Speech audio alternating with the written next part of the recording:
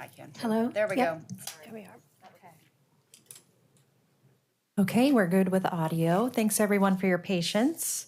I will call our meeting to order today. This is the September 10th, 2024 Planning Commission meeting for the City of Portland. I'm the chair, Mary Reno Mera, and I'm joined in person by Commissioner Lang, Commissioner Routh, Commissioner Alexander, Commissioner Spivak, and Commissioner Ames. Absent today are Commissioner Thompson and Commissioner Patel, and Vice Chair Pouncil is making his entrance as we speak. Welcome. We do have a packed agenda today, but we'll get started with any items of interest from commissioners. Go ahead, Commissioner Spivak. Thank you.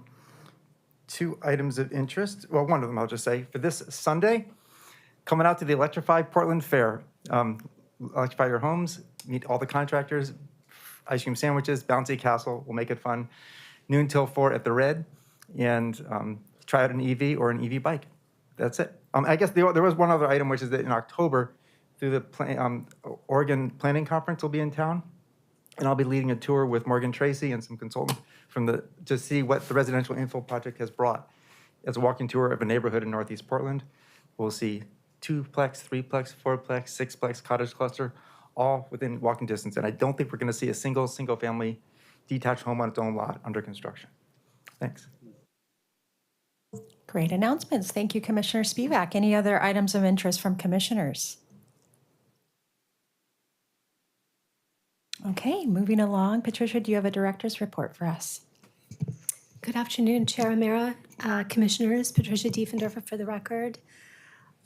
Just a couple of things. Wanted to share that the day after our last meeting, so August 28th, the City Council did hear the housing production strategy and did approve the housing production strategy in one sitting. So it was one and done, which was very exciting. So that was great. And thank you to the commission for your contributions to that project and to holding the public comment session and providing your input to the council on that project.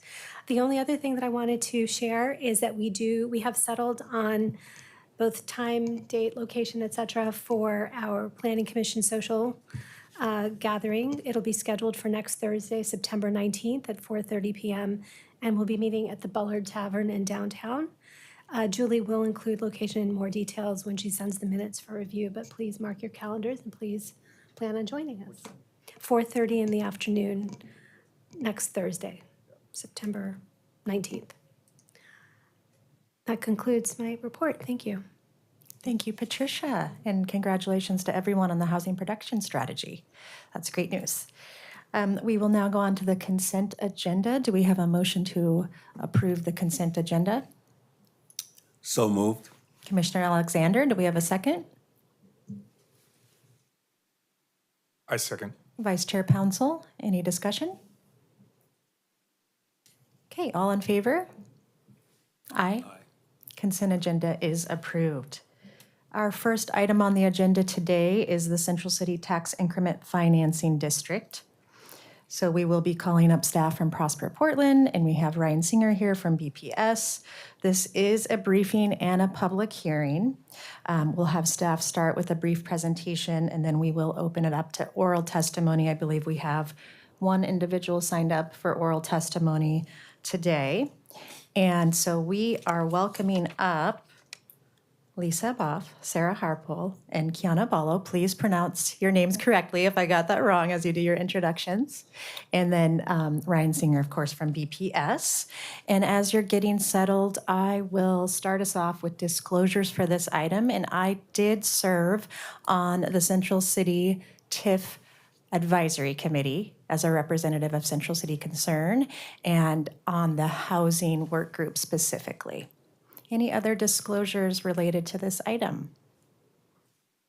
Commissioner Ames. Yeah, Commissioner Ames, for the record, I own a commercial property in the Central East Side corridor, I think is the TIF district. Yeah. Okay, thank you. Any additional disclosures? Commissioner Lang? Yeah, Wade Lang, for the record. I suppose just I'm on a couple different boards within Lloyd, the Transportation Management Board and the Enhanced Service District Board. And we've certainly been looking at this too, so different role there. Great, thank you so much. Okay, with that, I'll hand it over to the team here to introduce the item and give a brief presentation. Welcome. Thank you, Chair O'Meara. Ryan Singer, I'm the Principal Planner for Long Range Planning at BPS. And today I'm going to discuss the Planning Commission's role and the comprehensive plan consistency. I do have a presentation that I've shared, so we'll get that up. There we go. So today, the Planning Commission is going to hear a presentation from Prosper Portland and PHB about the proposed TIF districts in the Central City. And here is a proposed tentative agenda for this meeting. The process for reviewing proposed tax increment financing districts is outlined in state law, which specifically identifies a role for the Planning Commission. TIF districts must conform to the comprehensive plan, and the role of the Planning Commission is to advise the City Council as to that conformance. I will note that the state law use a somewhat archaic term of the urban renewal plans, but we are commonly known those as tax increment financing districts. The comprehensive plan itself speaks to the need for these comprehensive plan or TIF districts to go through comprehensive plan conformance. And so that's one of our policies that we have to adhere to.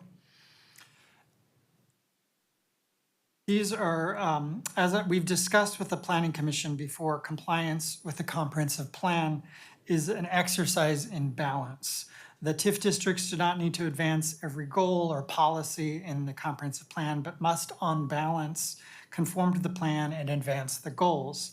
I'll say just up front that staff at BPS believe that the proposed Central City TIF district plans do this, with specific emphasis on the comprehensive plan chapters listed here. These are just some of the goals and policies that staff believe would be advanced by the Central City TIF districts. Prosper Portland will discuss their outreach and engagement that they did for these, to formulate these districts, so that speaks to chapter 2 in the comprehensive plan. There are also, from the perspective of urban form, the strengthening of the role of the Central City advances the goals of the comprehensive plan in general. So here's just a sample of some of the urban form policies that apply. There are several historic districts in the Central City, and the support in terms of funding for upgrades, renovations, and adaptive reuse in those historic districts are beneficial to those districts. Housing, which is a focus for the city, and the TIF districts will provide additional funding for support of preservation and creation of new affordable housing, and that is consistent with the goals of the comprehensive plan. The vitality of the Central City as a business district, which would also be supported by the proposed TIF districts. I also just wanted to provide for the commission the goals of the Central City 2035 plan, which reflect and expand on the goals and policies of the comprehensive plan here. So those are things to keep in mind as you're listening to the presentation today. And as I said before, the staff have reviewed the TIF district plans and believe they conform to the comprehensive plan.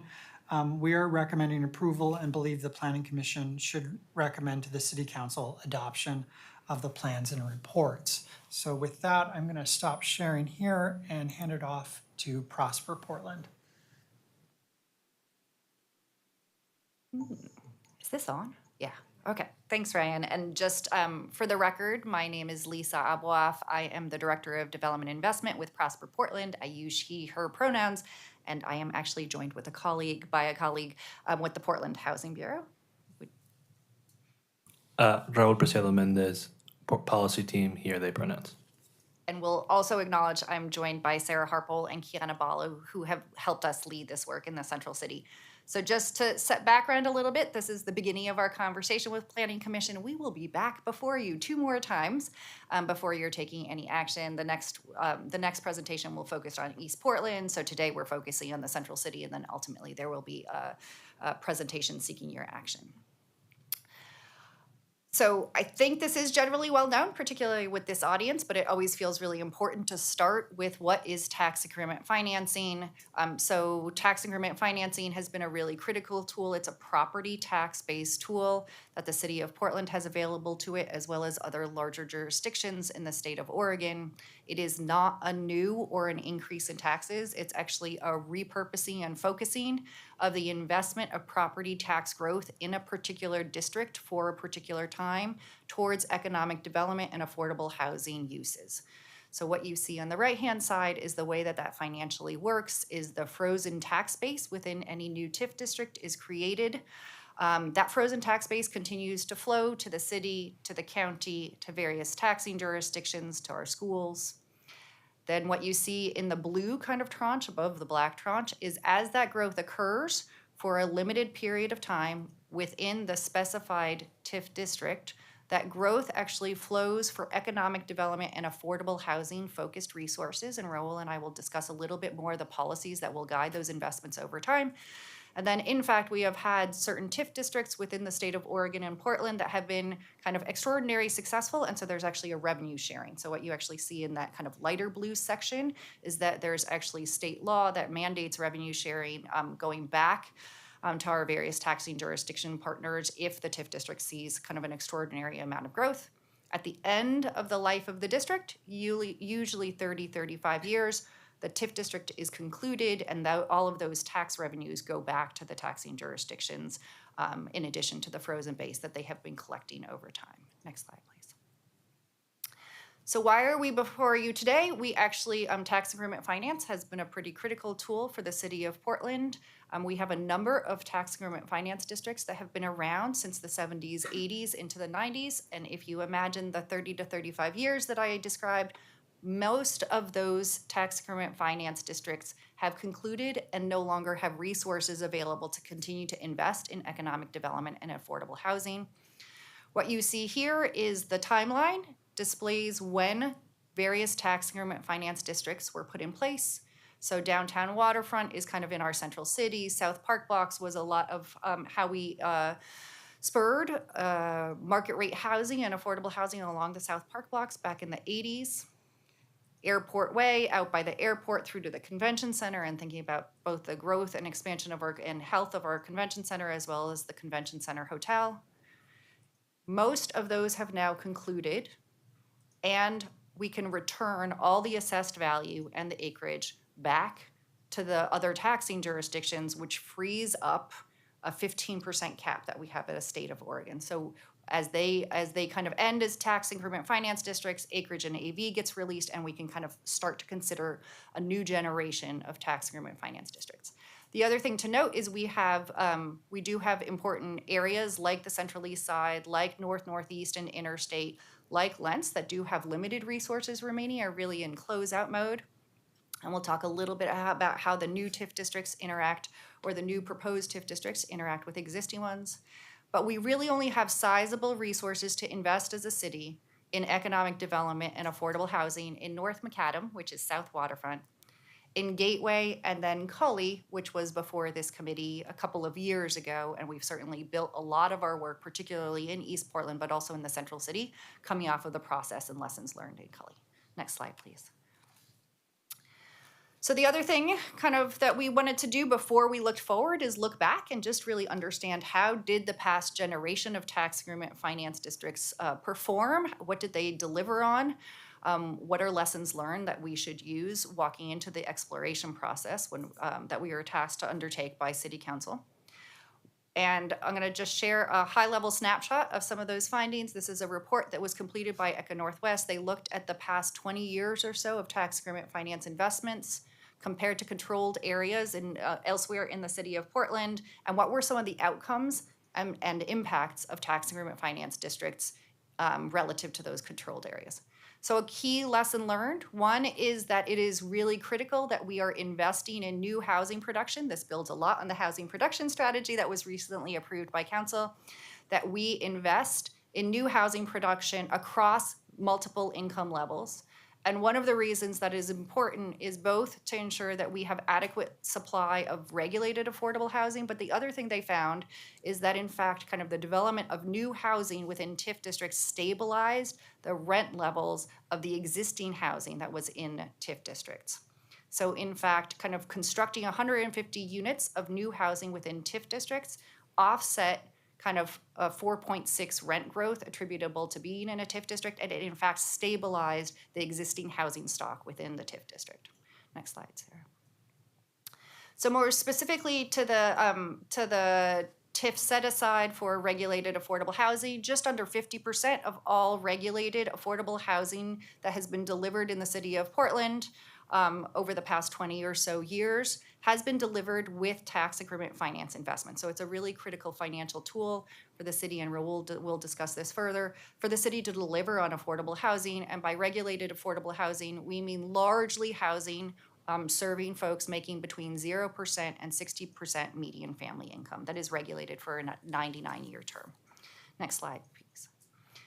And we also knew that there are lessons learned that teach us how to do things differently as we move forward with tax increment finance districts in the future. And what you're seeing on this slide is a map that reflects the displacement and gentrification that was furthered with tax increment finance investments in the North-Northeast area. It is called the Interstate TIF District, and particularly the detrimental impacts on the Black and African American communities in North-Northeast. And what you see is kind of the area outlined in blue is the displacement of the African American and Black communities from North-Northeast, and you see the growth in the darker purple in East Portland. So it was certainly something at the core of our engagement strategies in East Portland as well, and we can talk about that a little bit more at the next conversation we have with you around East Portland. Next slide, Sarah. So as we started to consider launching this exploration process, this just summarizes some of what I just shared in terms of what the data showed us. One, it's really critical that we look at new housing production across all income levels, particularly focused on our regulated affordable and then what we would call our middle income housing levels of up to 120%. But we know that supply is a really critical piece to make sure that we're adequately addressing all of our housing production needs. Two, that we need to be more intentional and just be intentional about reducing systemic barriers to economic opportunity before and during our investments. In infrastructure or other catalytic projects, this is something that did not occur in North-Northeast. It's something that did not occur with our early work in areas like Lancer Gateway. Third, it's critical to build community trust. So you'll see particularly when we get to our East Portland TIF district plans and reports, there's a significant role for governance that is also contemplated for the central city. Our entire process has been a co-creation with community. So over the past 14 months, we've actually written the documents, drawn the districts in co-creation with community, and that it's important that our commitment to that ongoing co-creation be consistent. And then last but not least, we heard pretty loudly from community in considering any new TIF districts that they cannot act alone. They really need to be tools to not only leverage private investment, but also to leverage state and federal dollars whenever possible to maximize the benefits and the priorities that the community wants to see. And with that, I'm going to hand it to Raul to just give a little bit context setting of how the housing set aside works and where the Portland Housing Bureau is considering taking it in the future. Thank you, Lisa. I just want to start by highlighting the importance of our partnership with Prosper and the work that we've done together over the past year in this planning work. And I also want to thank the Planning Commission for having us. Again, my name is Raul Preciado Mendez. And as was mentioned before, the affordable housing set-aside policy is one of the major ways that the city is addressing historic issues of displacement within the creation of TIF districts. As the name implies, the set-aside allocates about half of TIF funds to the construction, preservation, and repair of affordable housing in the specific district. To clarify, the 45% is cumulative, so it is across all TIF districts. It is not 45% per district, but through the community engagement processes, we heard pretty clearly from folks that they wanted to keep new creations of TIF districts at around 45% to the extent that we can. So the other piece is that these dollars stay within the TIF district. This policy was created in 2006, where initially those funds were 30% of a set aside for TIF generated revenue, and the increase to 45% happened in 2015.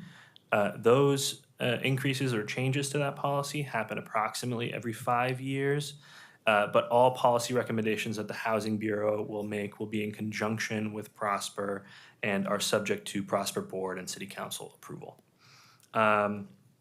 And one thing that I should mention that Lisa kind of highlighted a little bit, but with the sort of expiration and the spending down of bond resources, TIF continues to be sort of one of the main ways that we are building affordable housing in the city of Portland. So just wanted to highlight that, and I'll hand it back to Lisa.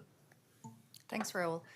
So in addition to the comprehensive plan and the central city plan that Ryan mentioned, there are 2 other strategies that really guided both our exploration process as well as the plans and the reports that are before you today. On the economic development side, we have Advance Portland, where, similar to what Raul mentioned, tax increment finance is contemplated as an important financial tool for the city to invest in things like our traded sector industry clusters to make sure that we're continuing to grow quality jobs for our residents, increasing access to capital for our small businesses and our entrepreneurs, and then being able to invest both in our central city as well as in our commercial districts, particularly focused in East Portland.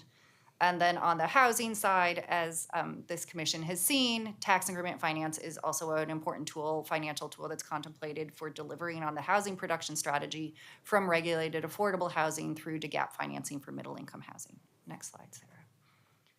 So coming out of kind of all of those strategic elements, i.e. our comprehensive plan for how we want to grow as a city, our central city plan for the important role that the central city plays together with Advance Portland and the housing production strategy, together with the ending of a generation of tax increment finance districts and the freeing up of the assessed value and the acreage that's now available to consider new tax increment finance districts.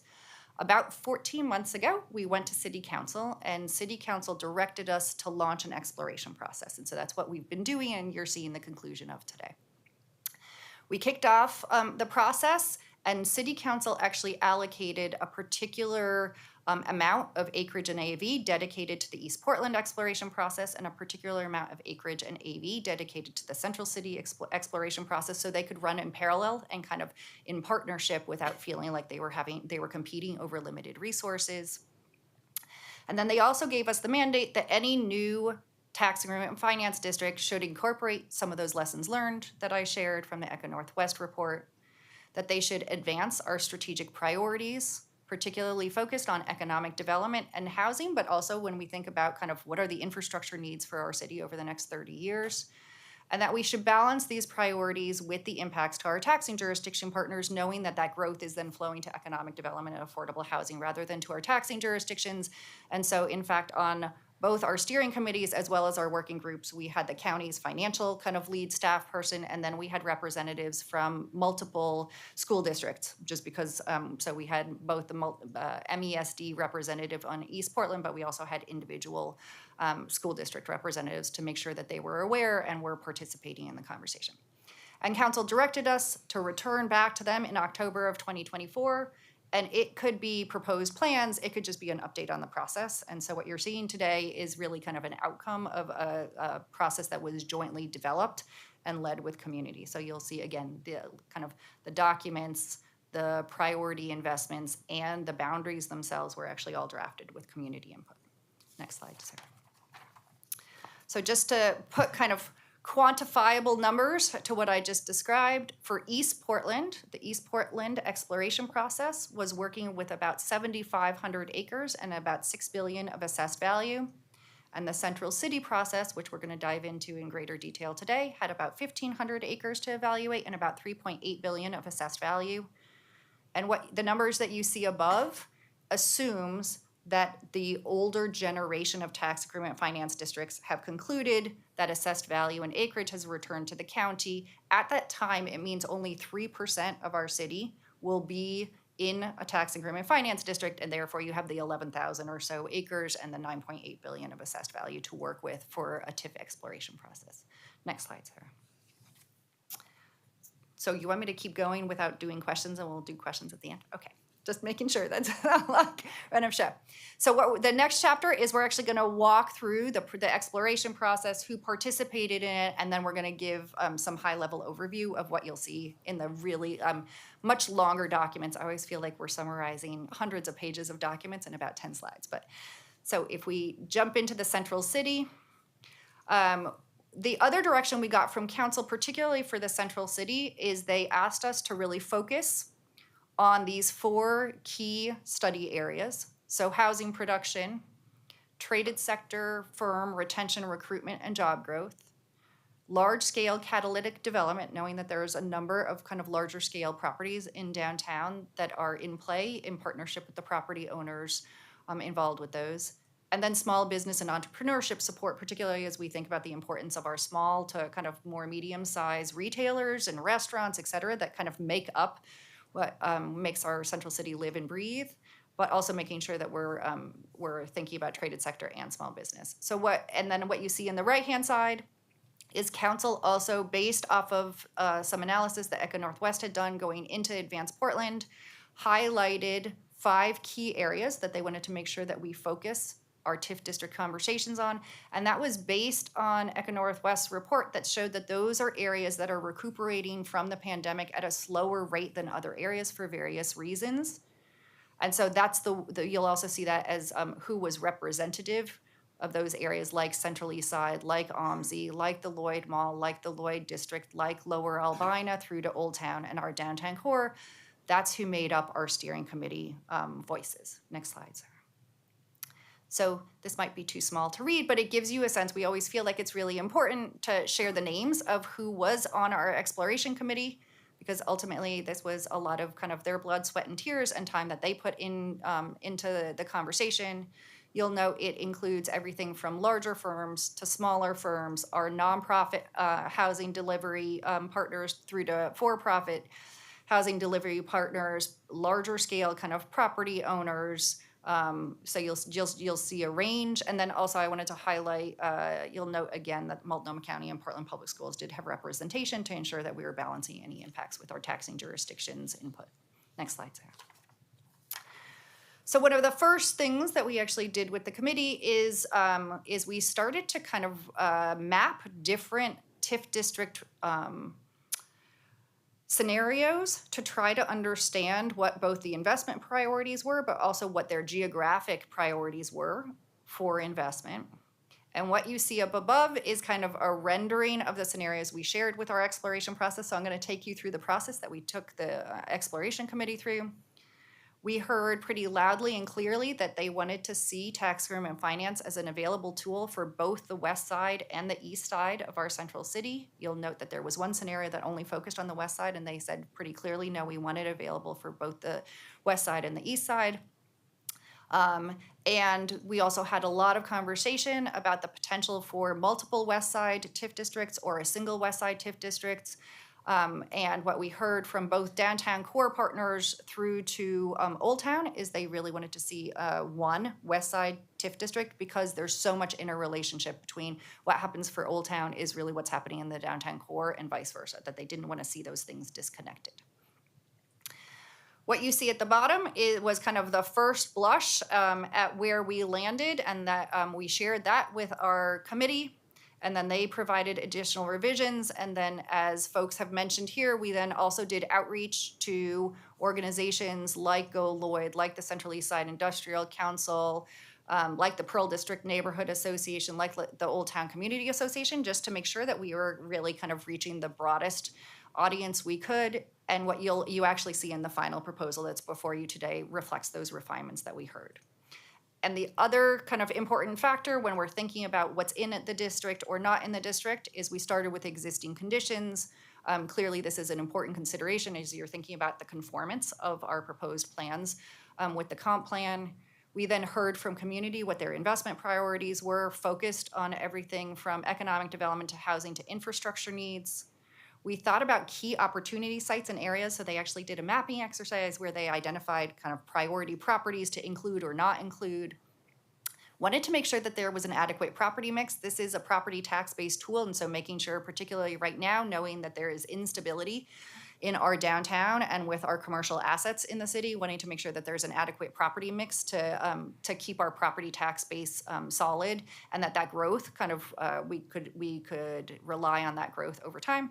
And last but not least, because it really became the cap, is we had to make sure that we hit the city council caps of 1,500 acres and $3.8 billion. Next slide, Sarah. So this is what you see before you today. As I mentioned, it takes kind of that last map that we took to the advisory committee, reflects all of the additional input we received from individuals along the way. And at a high level, what it shows is three new proposed TIF districts and an amended existing Central East Side TIF district, which is an action that kind of is undertaken by our board.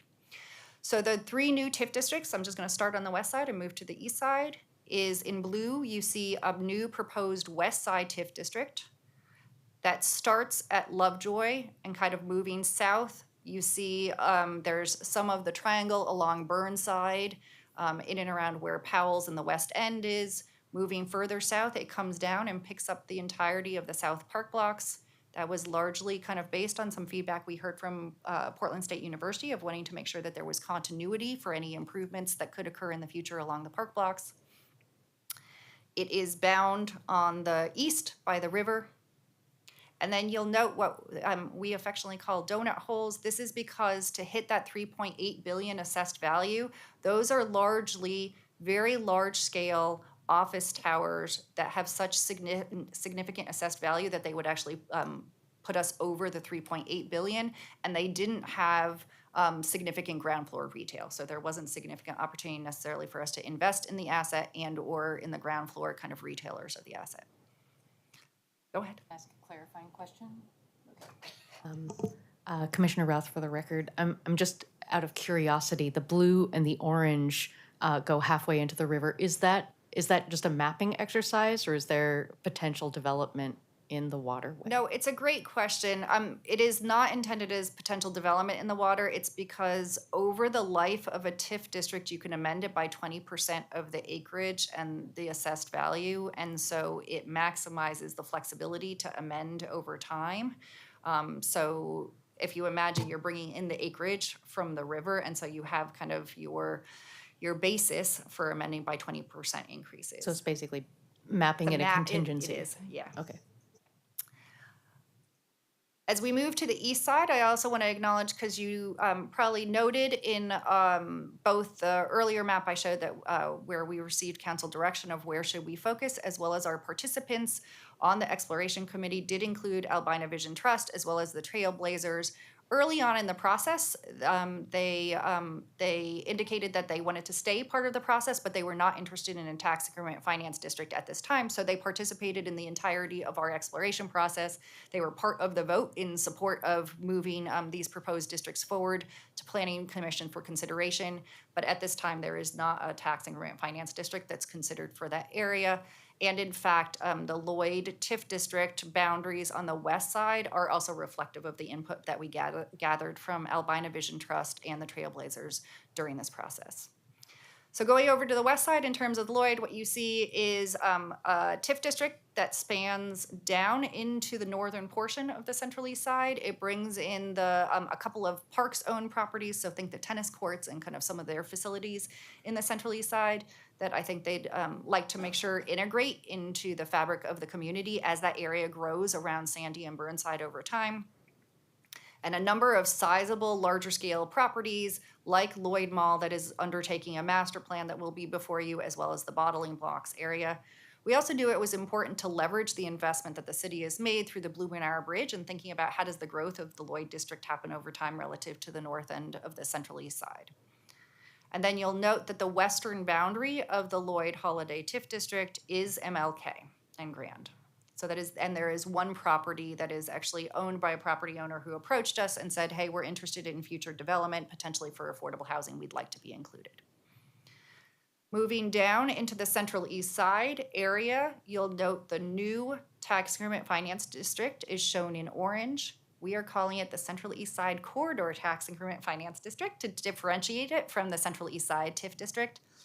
What will happen operationally is the existing Central East Side TIF district will shrink to that light yellow. We have another couple of years of dollars to invest. We have a very high demand for our small business loans and grant products, so we have another couple of years that we can invest in loans and grants supporting industrial businesses and smaller businesses in the Central East Side TIF district. The orange is largely anchored by the OMSI master plan district that was considered by this committee, as well as the orange line, just knowing that there was rezoning that took effect along the orange line to allow for increased density. And then it follows MLK Grand as well as the Stark Corridor, just because those are zoned appropriately to invest both in housing as well as commercial development. Next slide, Sarah. So this gives you a sense of the kind of buckets of investments that are contemplated in each of the TIF district plans and reports. So clearly, as Raul mentioned, the affordable housing set aside is set at 45% in each of the TIF district plans and reports that are before you. And in particular, for areas like the west side, this is both about preservation. When we think about this in the central city versus in East Portland, this is both about preservation. We have a lot of affordable housing, particularly in areas in Old Town or kind of some of our downtown areas that will need preservation over the 30-year period that any new TIF district would be created, together with new development. Under economic and urban development, we heard the importance of things like commercial renovations, whether it's for re-tenanting and retention recruitment of businesses like we've done in the past with Vestas, through to kind of seismic renovation to some of our historic building stocks in the historic districts that Ryan mentioned, to things like tenant improvements. We offer loans and grants that help small businesses build out their space, through to things like middle-income housing, which is kind of not within the set-aside policy that Raul mentioned. So very often Prosper and the Housing Bureau are partnering up for mixed-income projects, or we invest directly in middle-income housing. You'll note, particularly when you look at the central city relative to East Portland, there is a higher allocation for infrastructure at 20% across our tax increment finance districts. And this is for two reasons. One, there are, for those larger scale catalytic sites, they don't have utilities, they don't have streets, they don't have open space. And often those are costs that the city can support on while the private sector is investing in vertical development. But we also heard a lot about the importance of the interaction between new development or rehab, both for housing and small businesses, and kind of the placemaking activities of just making sure that we're activating the public realm. So things like signage, connectivity, making sure that our open space and our public realm are programmed appropriately to support our community kind of coming back together, and it supports the adjacent development. Next slide, Sarah. So now we're going to take each of those new tax increment finance districts one more level of granular detail further. So in the west side TIF district, and this should align with the conformance considerations before you, we know that the existing conditions and rationale for why we need to invest include things like we have a high level of vacant offices, particularly in our downtown core. We have a high concentration of vacant retail who are struggling, largely tied to some of those vacancies in office and the fact that we just don't have foot traffic back to where it was pre-pandemic. That we have a structural imbalance of housing and jobs, i.e. we have a downtown core particularly that has a lot of high density office and not a lot of residential units, whether those are regulated, affordable, or kind of middle income. And in areas like like Old Town, we actually have a high concentration of very low income regulated affordable housing units versus middle income that caused kind of significant impacts to that community during the pandemic. We know that there's a high concentration of historic buildings, particularly along kind of Waterfront Park through to 4th Avenue in the downtown core and then into Old Town. And then we also know that we have some really important, significant regional anchors, our performance, our arts, our community spaces that we like to gather as a regional asset through to, we also have things like Waterfront Park that the Parks Bureau is contemplating kind of what's the next generation of Waterfront Park for our region. Next slide. So those then tie specifically to the priorities we heard from kind of our committee and the other outreach we did which is make sure that we have tools to retain our major retailers and our small businesses, make sure that we have tools that address a balance of affordable and mixed income housing, make sure that we have tools that can help address by tenanting or retaining and recruiting businesses, or address our high commercial vacancies, and that we are in the public realm thinking about placemaking investments. Particularly, there was a lot of conversation about the importance of waterfront park to our downtown core. Next slide, Sarah. So moving over to the east side, similarly, we took a look back at the Central East Side documents, looked at existing conditions. We knew there was kind of the opportunity with OMSI's master plan, having an OMSI's visioning for what the future of their campus looks like, and the potential for 1,200 new housing units that include both regulated affordable as well as middle-income housing and market rate housing. In that master plan is also kind of the kind of revisioning of the waterfront education park together with Indigenous communities. We know that there are key opportunities along MLK and Grand, as well as the Stark Street, for serving small businesses. As I mentioned, our loan and grant products are incredibly popular within the Central East Side, and we'd envision that will continue to be the case as businesses and entrepreneurs continue kind of to grow and start in the Central East Side.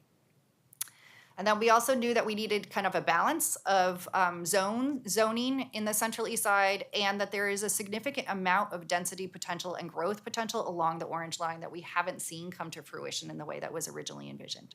Next slide. So the priorities clearly were kind of investment in the future of the OMSI district.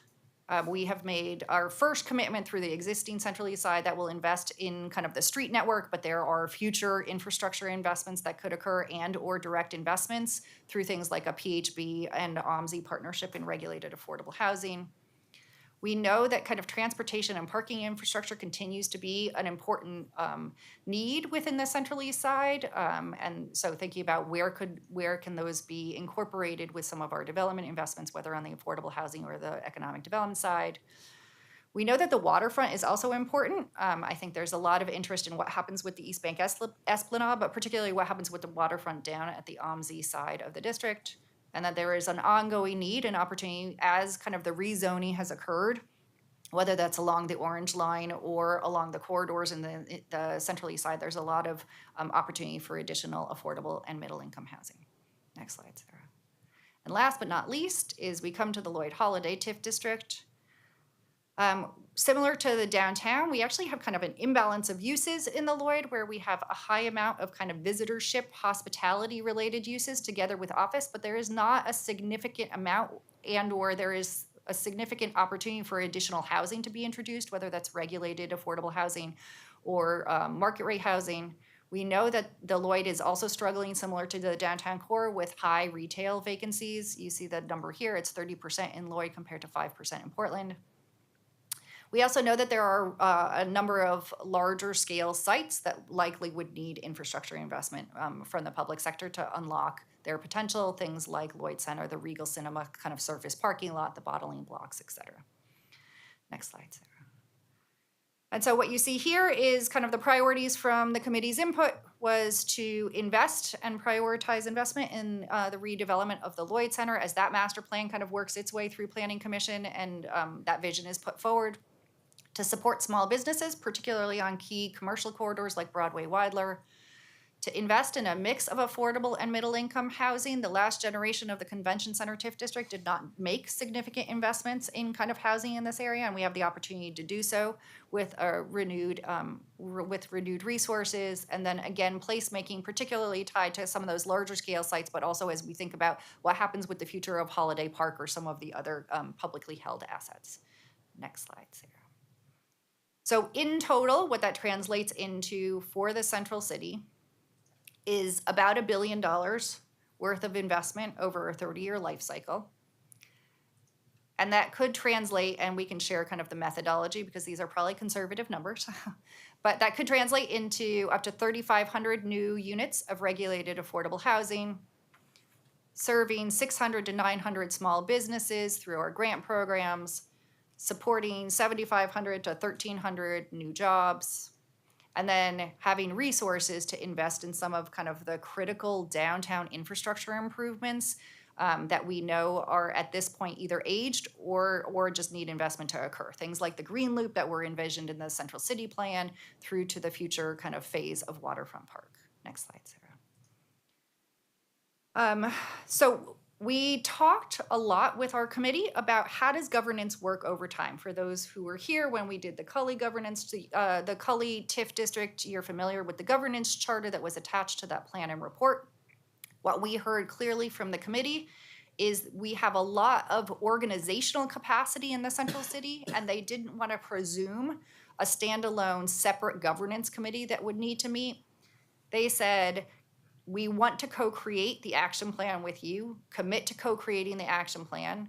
And what you see in each of the areas are the stakeholders who have come forward and said, we want to be part of putting together the first 5-year action plan that sets forth the investment priorities for the West Side or the Central East Side corridor or Lloyd. And we want you to rely on that committee to determine if there's a standing body over time or not. So I'm going to also pause here. If there are any folks you see missing from this list, please let us know. We are continuing to build this list and keep kind of a running tally. And we'll talk a little bit about the timeline of when they would convene and the work that they would do. Next slide, Sarah. So this is where we are, is we're before you here on September 10th. We'll be back on September 24th, where we'll do a similar presentation focused on East Portland with seeking formal action from Planning Commission on October 8th. We will be going to Multnomah County Commission. We're in a moment called consult and confer, but we have traditionally gone before the county just to make sure that both the county commissioners are briefed, but also that they have an opportunity as a public body just to discuss and provide us feedback. And then we are scheduled to go before City Council with a vote on October 30th. Should Council approve the 6 TIF districts at that time, we would start to do budget development, so the TIF resources wouldn't actually start to become available until July 1st of 2025. But if you imagine our budget process for the 25-26 year starts kind of in the fall through to the spring, we would start that this fall through to the spring.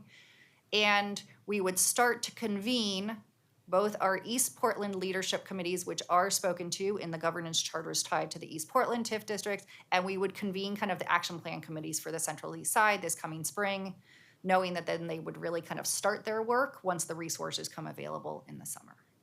And I think that's the end of our presentation. Thank you so much for that presentation. Patricia, did you have something to add?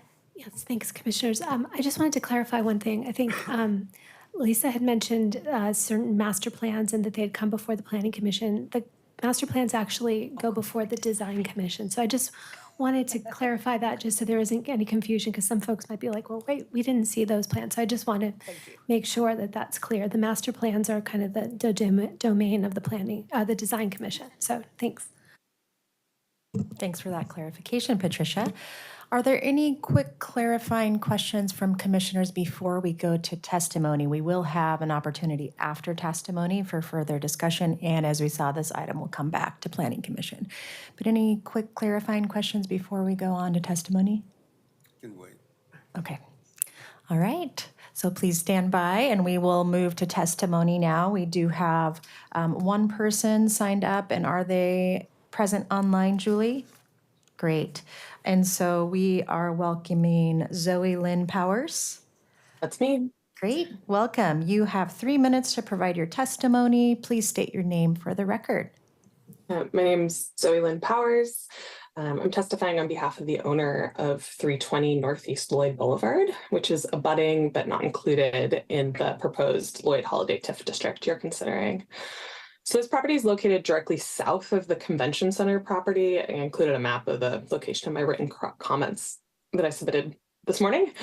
The property sits, just south of the convention center, and we think it may have been sort of overlooked for inclusion because it sits in this little pocket between I-84, I-5, and the convention center. And in that location, though, it's a highly visible site. It's one half of this gateway to the district on MLK, paired with a property across MLK that is proposed to be included in the new TIF district. And, listening to Prosper talk right now about the goals, one of them for this Lloyd Holiday District is about placemaking. And it seems like we're missing an opportunity to make that gateway into something by excluding it from the district. The site's got central commercial zoning. It's visible from multiple freeways. It would be a great location for housing, for commercial spaces that complement the convention center. And having access to TIF could really help make it more feasible to develop. It's got some engineering and higher construction costs due to the slope of a portion that goes into Sullivan Gulch. And we'd love to invest in aspects of a project for affordable housing or a mixed use project with affordable retail space, for example. So property's got a lot of potential, and we think the exclusion of the property from the Lloyd Holiday TIF district is contrary to the project's goals, particularly on placemaking and that opportunity for a gateway. It's currently being used as a surface parking lot, so it definitely has the opportunity to contribute to the visioned revitalization of the Lloyd district. I want to note that I have not had a chance to discuss this with staff yet. Unfortunately, I only got pulled into this extremely recently. And as we were just hearing, this is going to be voted on at a later meeting. So I certainly will take the time to hopefully have the opportunity to have those conversations between now and then. But since this was the hearing on the appropriate TIF district, I'm here to respectfully ask that Planning Commission's recommendation to City Council include this property within the mapped area for the Lloyd Holiday TIF district. I'd be happy to take any questions, but that's what I have for you. Thank you for your testimony. And as noted, there was written testimony submitted to Planning Commission with more detail and a map provided specific to this site and the inclusion request. Just confirming, Julie, that's all we have for public testimony. So we will now close the written and oral testimony on this agenda item. And we'll call the team back up for continued and open discussion with commissioners. I believe Commissioner Alexander, you had a question? Commissioner Alexander for the record. Thank you very much for the presentation. Lisa, you referenced in talking about each of the districts and the kind of governance strategy. Can you say a little more about sort of where that is and how it potentially can evolve? I would think that key decisions over such an elongated period of time I'm a believer that the greatest insights are at the greatest points of pain. And I'd like to have some sense of how those voices, one, were identified, and two, what role they will play in decision-making going forward. Yeah, it's a great question. Do you want to bring up the slide again, Sarah, just because I think it's important? I think the hesitation we heard from the Central City Committee was not wanting to create a committee for the sake of creating a committee. So like in the Central East Side, we have not had a governance committee to date, and we take most of our we go to them on a monthly, we go to the Central East Side Industrial Council on a monthly basis to provide updates. So I think we are neither, we are open to either having an additional standing committee, let's just call it for the Central East Side corridor, we could have an additional standing committee. I think folks wanted a moment just to figure out if they wanted to have a separate committee focused particularly on the TIF district priorities investments, or if they felt like they could make a roster of you need to go to these already standing bodies as your co-creators along the way, rather than a standalone committee. I think in particular that's going to become important in the West Side, because if you look at the West Side TIF district, its boundaries include areas of the Pearl District, Old Town, and Downtown that represent multiple neighborhood associations and multiple business associations. We're not presuming one way or another, Commissioner.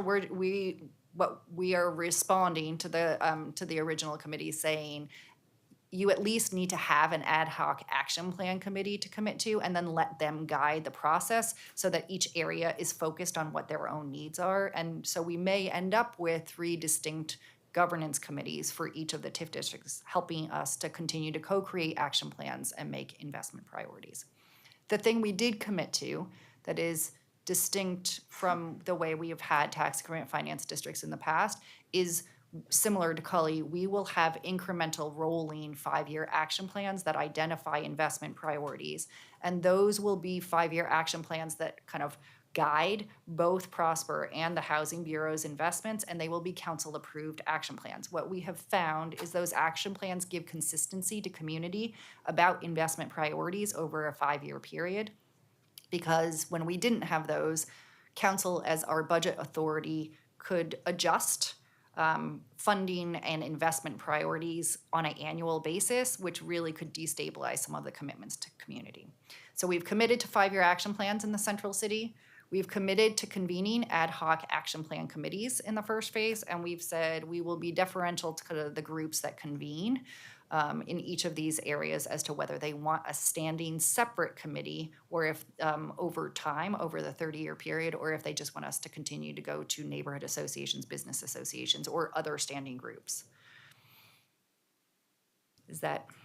Yeah, no, that's very helpful. And the sort of evolution of that over time, potentially, can it lend itself to those ad hoc committees becoming decision-making authorities versus advisory? Yeah, it's a good, the commitment that we make in our TIF plans is to co-create and to bring forward recommendations that are co-created to council, and that may show a difference of opinion between bureau leadership and community, but we need to be transparent about it. We cannot convey over kind of budget authority to a community group or decision-making authority, right? Ultimately, council is an elected body and is charged with a particular role. And our board is appointed by the mayor for kind of a reason. And so we've had to, we are pushing as far as we can into co-creation without delegating or kind of assigning elected bodies or delegated bodies authorities over into community. So our goal is to push as much, make sure that we are transparent and accountable to community through the creation process, rather than kind of because we are limited in how much we can hand over decision-making authority. One last, if I can, and the constraint that sort of requires that authority be housed in a governmental agency, is that subject, is that state requirement, is that? This is like a question for our lawyer, Commissioner. Yeah, It is, no, it's good. It is certainly, I mean, it's written into city charter. I think the answer, if we were asking earlier, like it's written into city charter. So kind of the designated authorities of council and our board are written into city charter. And it is in state statute under 457, kind of what are the delegated roles and what are the assigned roles for city council or our board. So the light of consideration needs to be shined in a couple of different places in terms of any potential shifts. Yeah. I will also just reflect on some of the conversations that we've had with community that with decision-making also comes liability and kind of legal risk because ultimately you're making decisions about public investment. And so where you're taking that those investment decisions, you're also kind of exposing yourself as the decision-making authority to kind of the obligation and responsibility to the community that you're investing appropriately. Great. Thank you. Thank Yep. you, Mayor. Thank you. Commissioner Lang and then Vice Chair Pouncil. Thank you, Wade Lang for the record. Thank you, staff, and Lisa, you probably mumble that presentation in your sleep every night. It's very I impressive. tell it to my 15-year-old now.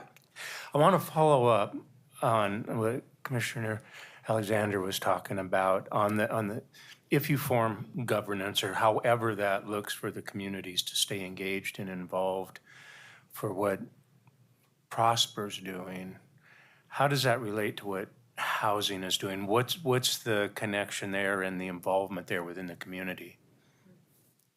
Yeah, it's a great question, Commissioner. I think our role is to continue to participate in that action planning. As we are currently doing with the Cully District, we have a presence on those committees and we serve sort of a technical advisory role, but we are also there to sort of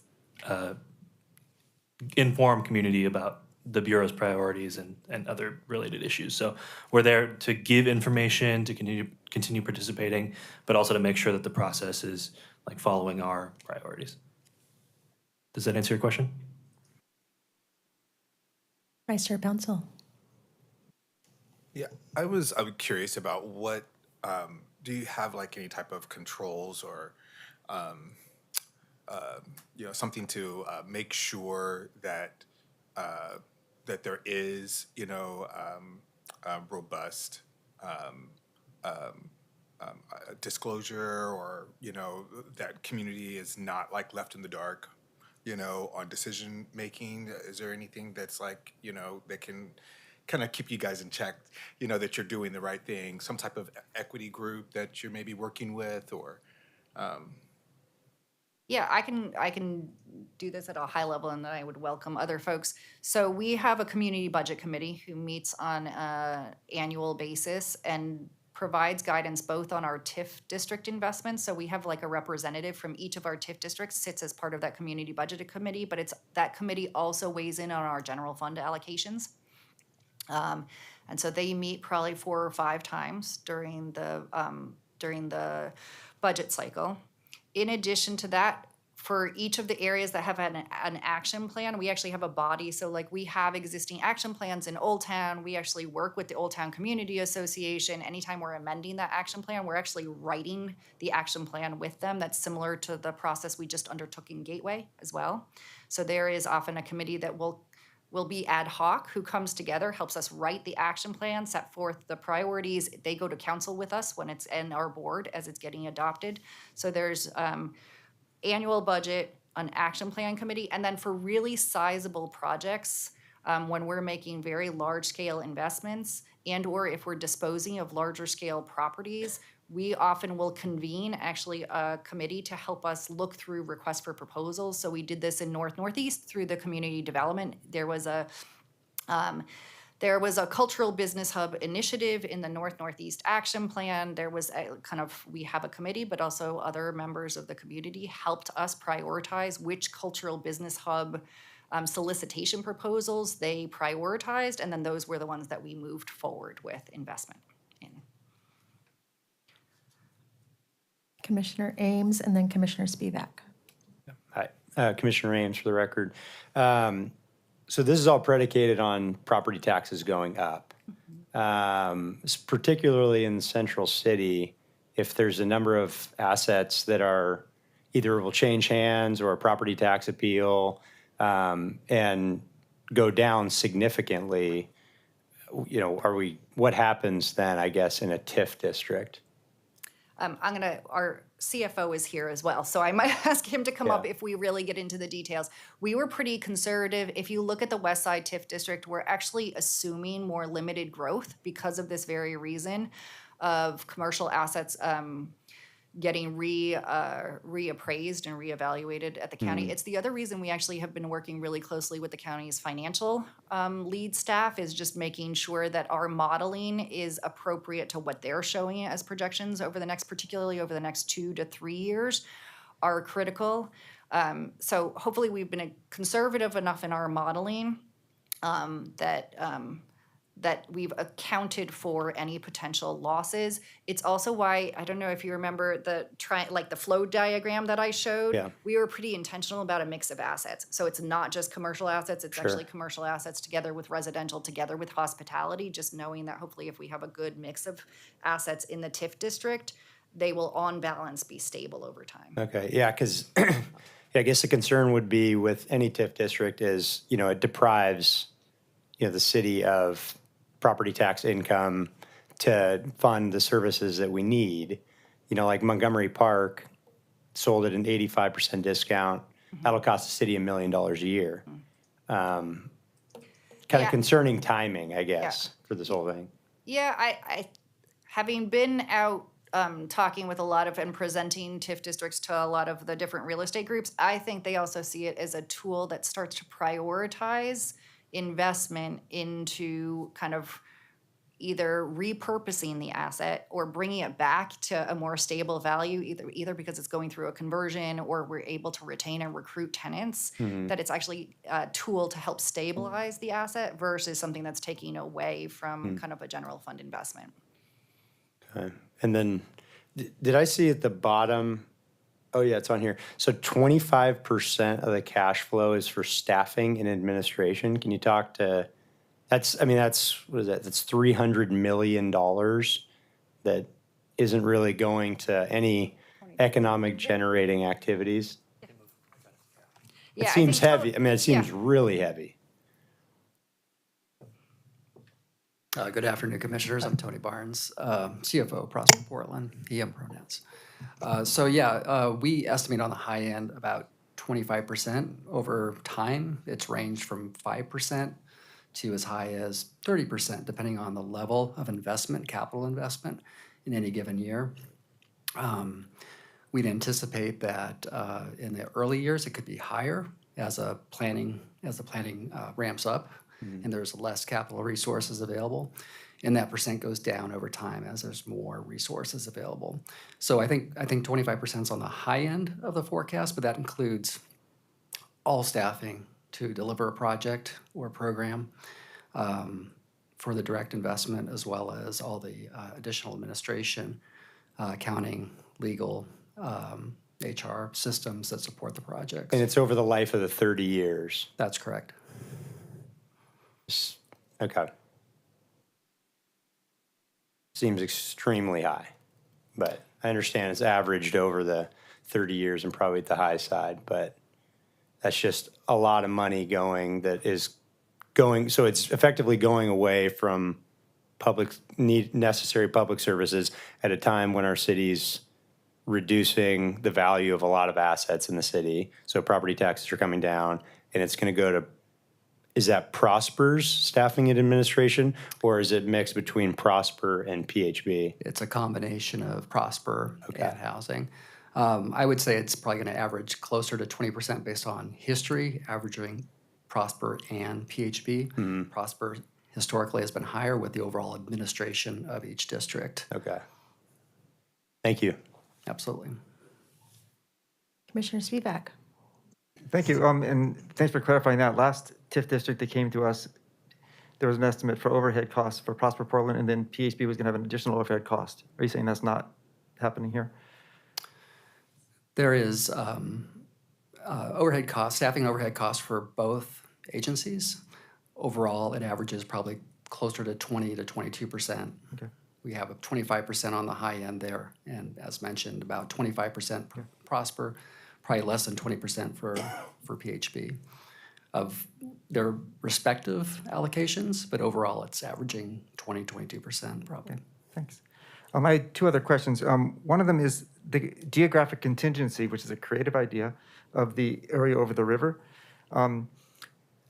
If I'm interpreting that correctly, does that mean that that could be shifted to land property over time in the district? Is that why it exists? It's not that it can be shifted, it's that over the life of the TIF district, you can amend by 20%. And so if your basis is larger to begin with, you have greater flexibility over time to amend and add acreage in. So if you imagine, I don't know, like you have a certain amount of the acreage is within the river today, you have kind of that additional 20% to work with over time to amend. And I'm just gonna, for the central east side, to move kind of north, east, et cetera. So would that be available to TIF districts in East Portland as well? Yeah. Okay, Yeah. so it's not just the ones that it's upon? No, Okay. not at all, yeah. Okay, and then the other question is on timing. Yeah. You cannot amend, maybe, Sarah, the 20% amendment is available to each of the East Portland TIF districts as well. You cannot amend a TIF district in the central city and kind of lend that acreage out to East Portland. Okay, well, that was the reason for my question, is that with East, I recognize the constraint of 15%. This is sort of reserving some of that expansion power to the central city. Are some of the East Portland districts that we've been hearing about, do they wish they had this too? I guess that's the question. Like, if it's a constrained pool, does this sort of reserve the flexibility in the pool to these districts downtown?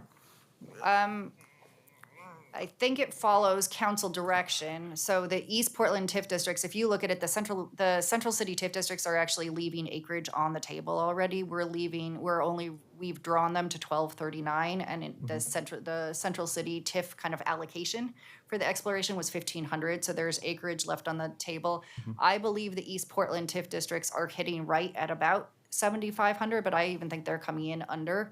And 7,500 acres is pretty large. Like if you look at it, we made sure to prioritize acreage to East Portland for this very reason, is to make sure that they didn't feel constrained by kind of acreage and that they had enough to work with. Okay, thanks. The other one I have is timing. It seems like the time to buy property is now in the central city because you get a great deal on it. And I'm just trying to figure out if there's any how long this process would get to a point where we would not want to be in a situation like McAdam where we, if the land was worth zero, drop a TIF district around it, it's worth a lot of money, and then only later did we actually buy the land for affordable housing. I'm trying to figure out if there's a strategy to avoid that scenario here when the timing is kind of right for good deals. Yeah, I'm gonna look to if PHB wants to answer the question around acquisition. In general, it's related to what Tony was just speaking to. The tax increment finance cash flow actually ramps up, particularly in the first 0 to 5 years. You don't really end up with sizable, this is similar to what we saw in Cully. You don't see sizable enough resources until you're issuing your first bond issuance or your first debt in and around year 5 to 10. And so at least in Cully, what we have always talked about, and we've indicated the same particularly for the East Portland TIF districts, is we would invest early in some of more of our stabilization tools. Think our kind of on the ECDEV side, our kind of grants and loan products. And then once you have larger scale resources, we would start to acquire. There are assets. I would also we do continue to hold assets as Prosper. So we have a number of properties in Old Town that will roll over into kind of this new area. I think the Housing Bureau is in somewhat of a similar position. And I also think through the housing production strategy, there's probably also just city-held properties in the central city that are within these areas that housing would then have dollars to put into capital costs. Thank you, Lisa. Jessie Connery, she, her pronouns. I'm the senior policy analyst at the Housing Bureau. I think most of what I'm going to say is just going to touch on what Lisa just mentioned, that we are currently working on a couple of initiatives to put together a strategic land banking policy and priorities as part of our housing production strategy. Also in the housing production strategy is one of our top priorities is to replace the housing bond revenue. The Bureau has done a pretty excellent job at over-delivering and spending on time. However, those funds are allocated, spent, projects are built, people are living in them. So we really do need a long-term, ongoing, permanent support, permanent source of funds for affordable housing. We would certainly appreciate this commission's support in identifying that. That being said, we don't currently have a pot of money to do immediate land banking, unfortunately, as much, Commissioner Spivak, as I see the benefit in doing something like that. I don't have any more questions, but one hopeful optimism is that the OMSI district sees more than 1,200 units of housing. I was just looking at the math, that's like less than a third of us getting built there. Like, who's going to use all that office space? So I hope that that's 50 units an acre, a way underestimate. Commissioner Routh. I just want to also I have so many questions. How much time do we have?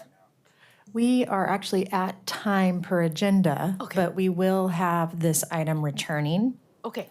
So there will be another opportunity. Then how about I will ask, let's say staffing and admin is something that I have been thinking about a lot because we've been hearing about that from East Portland TIF district. So, watch this space for the next one. I'm so curious, going back to the governance list, for lack of what I am seeing, I hear development of affordable housing, and I'm curious. I see in these lists, for lack of a better term, the incumbent residents are represented, and I'm curious, the prospective residents through families living on lower incomes, community-based organizations that support and represent affordable housing clients. I'm just curious if that is in the mix here. Yeah, it certainly is. If you look at the fine print that carries across all three, there's the affordable housing stakeholders. But I think if you have particular perspective of how to and/or how you would like to see that built out.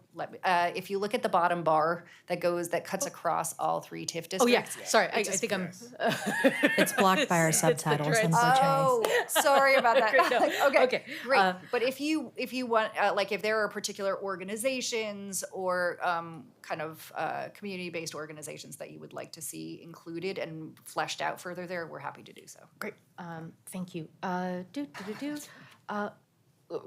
Pursuant to the written testimony, can you relieve my ignorance, how does one opt in or opt out as a property owner from the boundaries? Yeah, it's a good question. I think we feel like we want to stay true to the public process and kind of accountable to the public process we just undertook. So the voice you heard today is not alone. We have heard from other folks who are also interested in being added. So I think it's certainly something we're going to need to take internal to Prosper and PHB and identify kind of how does it get incorporated into this particular exploration process and or a future amendment process. Just knowing it, and it's helpful to hear from individual property owners that they are interested in being included. It's just we need to look at it across the multiple individual requests to make sure we continue to balance to the council direction.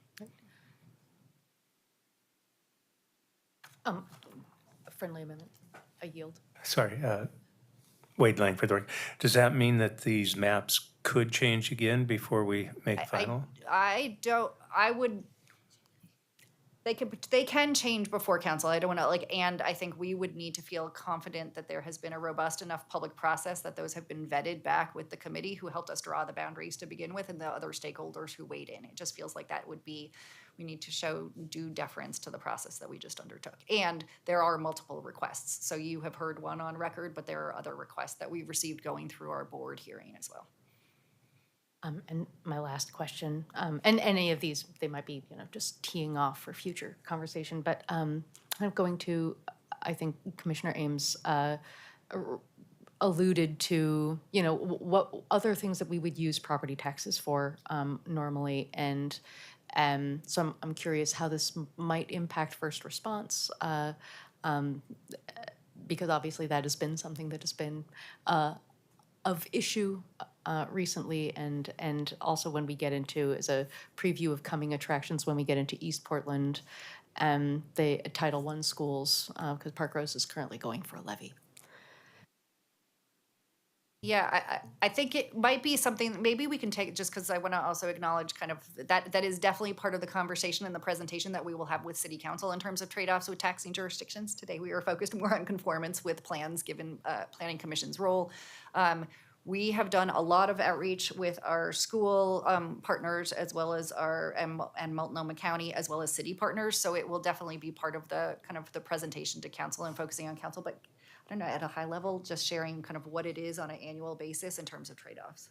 Yeah, absolutely. Commissioner, there's no impact to any local option levy or bond issuances related to this. It's only to the ongoing permanent rate issued by local governments. So the City of Portland permanent rate, Multnomah County, so to the operating general fund resources. So any new, it wouldn't increase the tax rate or forego any revenue for any new local option levies or bond issuances.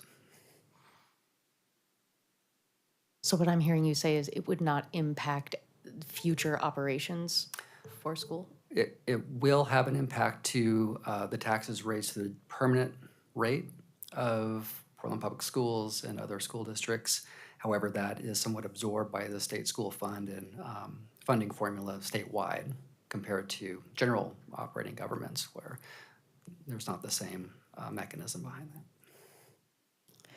I know as part of the steering committee, there was a slide and discussion about that, so perhaps we could ask that be brought forward to the next work session presentation because it's such a great question and consideration for a planning commission. I just had one quick question as we wrap up regarding the unit production goals. I believe those are 3,100 for affordable units. And does that include preservation of units as well? That's what I was thinking I was tracking. Yes. It does. Okay, great, thank you.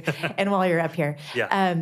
My understanding as well is that beyond the set aside for affordable housing, that TIF can be utilized for market rate, so 60% and above. That's So right. that 3,100 is specific to the 60% AMI and below, but part of the TIF resource that's not PHB designated can go to benefit market rate housing. Correct. And usually when that happens, we work in collaboration with Prosper if it goes above 60%. Great, thank you so much. Thank you again for the presentation today. You packed a lot in.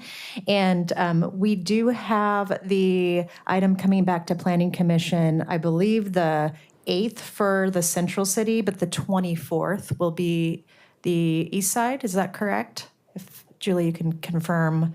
On the slide timeline, I saw 24th and 8th. Yeah, the 24th, so September 24th is the East Portland The hearing. East Portland, So okay. similar to this with hearing, then you vote on both on October 8th. Got it. So for commissioners, get your additional questions in on that timeline, please, and we will look forward to seeing you all back here. Thank you so much. We will now proceed to our next agenda item, which is the Rose Quarter Sign Code Amendment. So I'm calling up BPS staff Sandra Wood and Phil Namany. This is a work session today. It is not a hearing. We have closed the oral and written record for this item. So as staff is getting settled, we will revisit any disclosures specific to this item. I will repeat mine that Central City Concern does own a property just north of the Rose Quarter where we provide affordable housing and clinical services. Any additional disclosures by commissioners? Commissioner Lang. Wade Lang for the record. Just my involvement in Lloyd on the Go Lloyd Board and the Lloyd Enhanced Service District Board and Rose Quarter and Moda Center being part of Lloyd is something we're engaged with on a regular basis. Thank you, Commissioner Lang. Okay, welcome Sandra and Phil to kick us off here. Good afternoon, Commissioners. Thank you very much for having us again. This is a continuation of a hearing that you had on August 27th. And like August 27th, we have 3 projects in a row. My name is Sandra Wood. I use she, her pronouns. I'm the Code Development Manager at Bureau of Planning and Sustainability. And the first project we're going to talk about is called the Rose Quarter Entertainment Subdistrict, and it's a sign code amendment. This is no, is that this project? Yes. I'm here for all 3. So sign code amendment. So we're talking about the sign code, which is Title 32 of the City Code. And after the hearing closed last time, we heard from some commissioners. We have 2 amendments proposed from commissioners for this project. And we have issued a memo to the commission that was dated September 6th that came out on Friday. So I hope you were able to take a look at that memo. One of the amendments is about the district name itself. And the second amendment is about the rules for the temporary banners and how the temporary banners will be regulated. Did I mention that Phil Namany is the project manager for this, and he will be giving a presentation that he's getting up on his screen right now? What? We have an actual presentation. We'll share it with you after. Yes, because we were finalizing it. Are you almost in? Yeah, and I apologize. I actually had the wrong Zoom link put on my calendar. I had the testimony one, not the panelist. Not in the right meeting. So basically what we're going to go through today is just a few slides to remind you of what the proposal was originally. A couple of slides to share the ideas for amendments, which of course have not been moved or passed yet. So we'll talk about that, and then you'll have time to discuss that. And we'll get right into it. Thank you, Sandra. And I'm going to go ahead and share my screen here.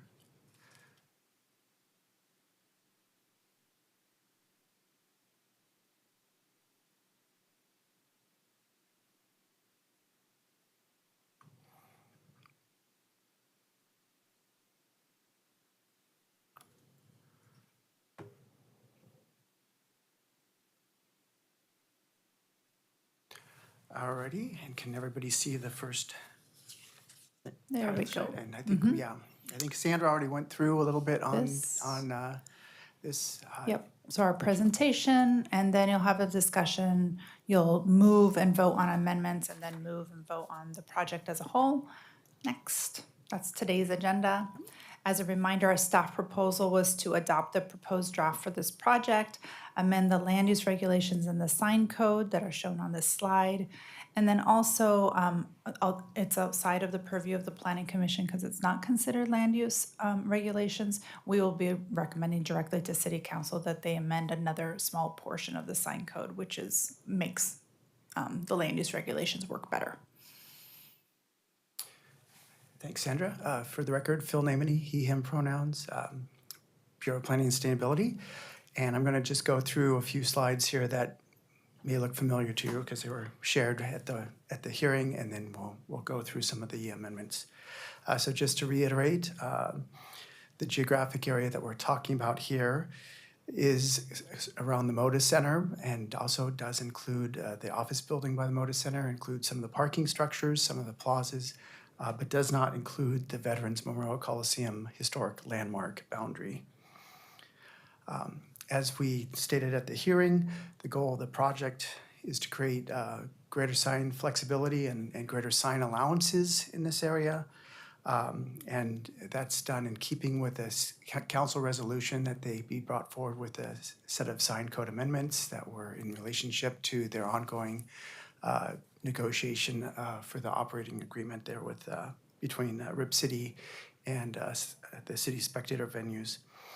So the intent is to allow a lot more signage in the area, but have some limitations on the changing image signs, and to still have design review apply to sign proposals. To go into a little more detail on this, we're establishing a Rose Quarter sign district boundary, and we'll talk about that amendment in a bit. We're waiving most of the sign code regulations and instead applying a much smaller set of sign code regulations. We'd be actually allowing rooftop signs, which are currently prohibited, although the rooftop signs cannot have changing images on them. And then for the most part, there are no limits to individual signs, except we do have a limit to height of freestanding signs near the roadway, and then also a limit on the size of changing image signs near roadways. Larger changing image signs would have operating hours, and then we are considering some of the regulations that apply to signs and changing image signs close to Interstate 5. But some of those would be allowed to be adjusted, which currently they are not. We aren't actually proposing any zoning code changes, as Sandra mentioned. So what that means is that the current thresholds for triggering design review would apply. And so most signs, if they're over 32 square feet, would have to go through design review, as would any kind of master sign program.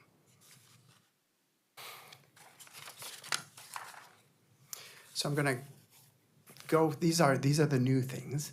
I'm going to go through a couple amendments here that were mentioned. The first one came about from the discussions we were having about the name of the district. And then as we were looking through that, there were some conversations about, whether the Rose Quarter Entertainment Subdistrict, if there'd be any issues with Albina Vision Trust or with some of the other places where we talk about subdistricts.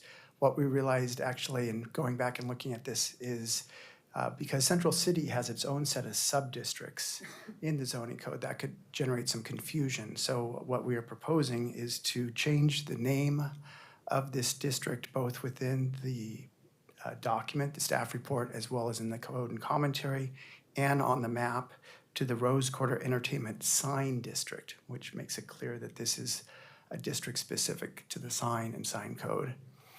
And so we did not in the amendment memo show every instance where that would change, but we were basically asking for you to vote to go through that document and make that change. The second set of amendments came from some testimony as well as some initial discussion about the temporary banner regulations. There was some testimony that was received requesting that the banners be allowed to be larger. We had had a 300 square foot limit. They were looking, there were testimony asked for 500 square feet, and I believe there was a commissioner that asked us to look at that. During that discussion, we also had some conversations about what it meant to be up for 180 days and whether a banner could be taken down for a day and the clock would start all over again for the 180 days. When we looked back through our sign code, we realized that we neglected to include a specific set of words that would clarify what that means. The rest of the temporary signage in the code allows temporary signs to be in place for 180 days per calendar year. So we basically made two amendments here. We changed the 300 square feet to 500, and we clarified that it would be 180 days in a calendar year. I do want to mention that Portland Permitting and Development does issue permits for temporary signs, and they issue them at 30-day intervals. So that also adds some flexibility. Somebody can come in every month, up to 6 months, and get that done, or they could potentially do it for 30 days, take a month off, come back. So next, I'm going to go over these next slides that include some issues that were brought up by the commissioners, but they do not include any amendments. So the three things I'm going to go over are some of the regulations applied by Oregon Department of Transportation, or ODOT, the possible potential concerns over dark skies and light impacts, as well as a quick review of the current design guidelines that are in place and how that would apply to signage. So during the hearing, there was some discussion about the role that ODOT plays in regulating signs along the highway system. So ODOT does have regulations that apply to signs that are visible from a state highway. Their chief role is actually in regulating and permitting outdoor advertising signs. And those are defined as signs that either display information for services off-site, i.e. billboards, or are broadcast in exchange for compensation. So in other words, somebody is paying money to have that advertisement on the site. So ODOT does require permits for these types of signs and does limit the location and the spacing of those signs along the freeways and in their proximity to intersections. They also, for digital signs that are off-site advertising, they do limit how often that digital sign can change to once every 8 seconds to avoid driver distraction. One thing we did also find out, though, is that ODOT has rules that prohibit other digital and LED signs from having the appearance of movement or flashing lights. So even if you have a digital sign that is advertising things on the site and is visible from the highway, they cannot have flashing lights or the digital image can't kind of swirl around or have the appearance of movement. So those signs don't necessarily trigger a permit, but they are enforceable by ODOT. And then lastly, I just wanted to mention that ODOT does have some jurisdiction over some of these surface streets. Those are streets that have been subject to the National Highway System, and those streets include the Broadway-Weidler couplet there, as well as the intersection around Larrabee and Interstate. So there is some oversight there on ODOT's part. Next, I'm going to go through a couple slides about some of the questions that came up about the rooftop signage and their light impacts. So rooftop signs, as shown in this slide, can take a variety of forms in terms of how they're lit up at night. I was hoping that Toyota Center sign was actually just a painted sign, which it is, but they also outlined it in lighting. So it doesn't show an example of something where the lighting is shining down on an image. I did want to mention that rooftop signs currently in the sign code are prohibited, but our current sign code also doesn't have any rules around brightness, with the exception of the changing image signs, which have to meet our off-site impacts. So the new regulations will prohibit changing image signs on the roof. They will also require other changing image signs to meet our off-site impacts. And then the regulations that as we're proposing do require any indirect lighting of a sign from a spotlight to be shielded and pointed downward. So that would be if you did have a painted sign on the roof and was lighting it from above. We did have some initial correspondence with a consultant who's working on the Dark Skies project. Generally, they don't have a lot of concern with the rooftop signage because, as you can kind of see in this image here, they oftentimes are against a background, and so they're not emitting a lot of light up into the sky, and definitely potentially less light than certain street lights and other types of signage. They did mention that if there were ideas for regulating these further, that could include things like maximum illumination or having some curfew or hours of operation. However, we haven't really done that kind of analysis and do not feel like there's enough information vetted to come up with an amendment on that. So we are not proposing any amendment to this at this time. It is something that potentially could be considered as part of the Dark Skies project and moving forward, and whether that project should also look at signage in addition to lighting. The last issue I want to bring up, Can I just clarify also, since Commissioner Thompson couldn't be here today, we had a discussion with her and she also felt that there wasn't a need for an amendment at this time. So last slide I have here is related to the design guidelines. I think several folks were kind of just curious what design guidelines would apply for signage in the central city. And what we used was we took a look at the design review that was done for the Moda Center when they changed the branding and added the larger Moda Center signs to see what relevant guidelines were used in that approval process. So both the Central City and the Lloyd Subdistrict each have their own set of guidelines. And both of those have a guideline specific to integrating signs into a development.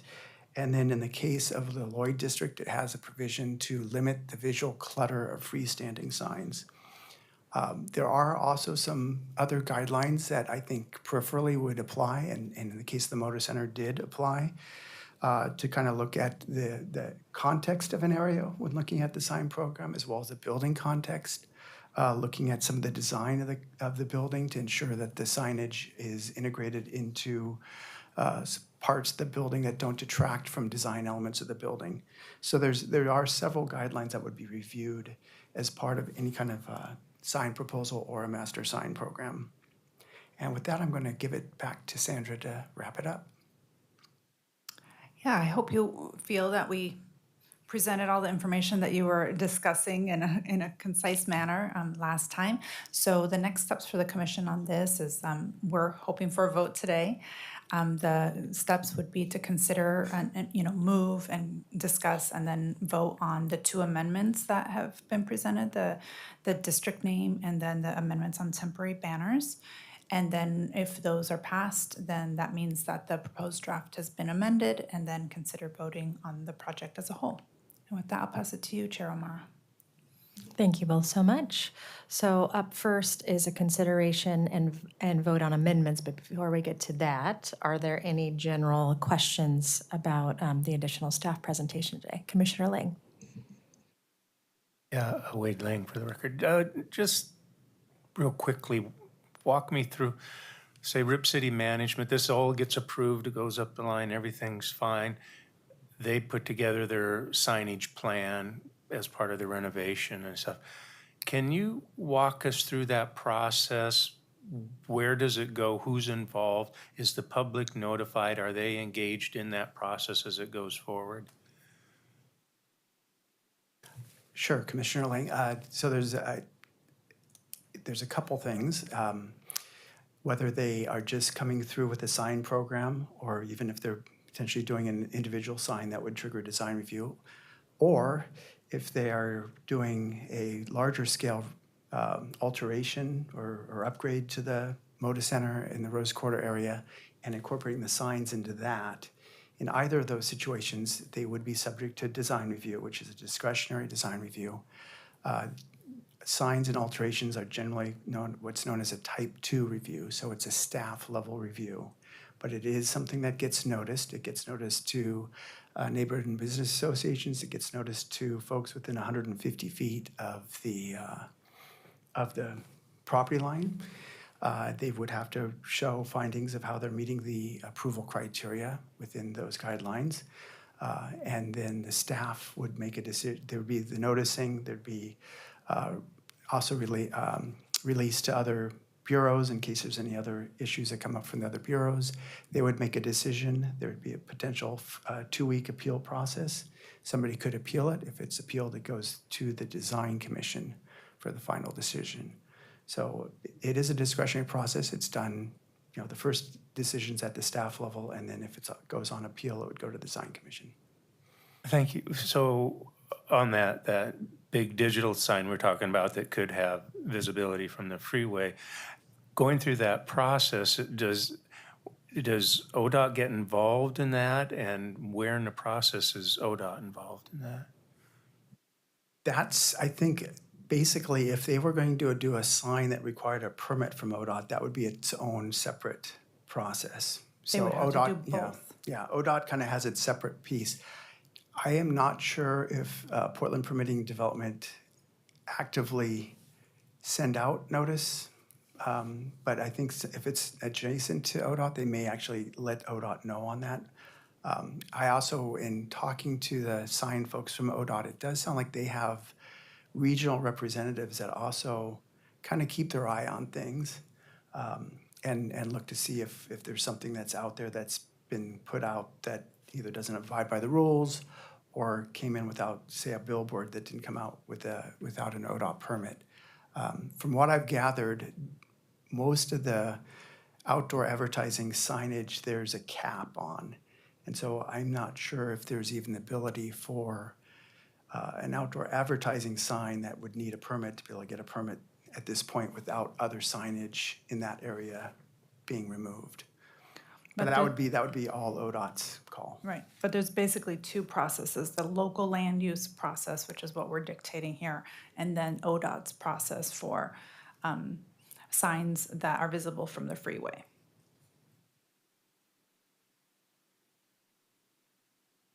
Additional questions before we consider the amendments? Okay, let's move on to the proposed amendments. And if you could pull back the slide up with the numbered amendments. There's the sign district, which is a change. The name. Any questions on that proposed amendment or comments? Commissioner Alexander? Yeah, thank you. Mike Alexander for the record. I do want to offer my appreciation to staff for sort of, the recommendation was a little bit afield of our discussion, but it was one that I think is foundational for how we can approach similar situations like this, and the naming convention that I think will find its way outside of discussions even going on within this room. So I appreciate that we're able to kind of anchor that in how we look at this. So I'm happy for the time that staff spent and the creativity in coming up with the proposal, the amendment. Okay, and the second amendment, if we could have that slide. Do we want to move and Want to vote vote one at on a that? time, or?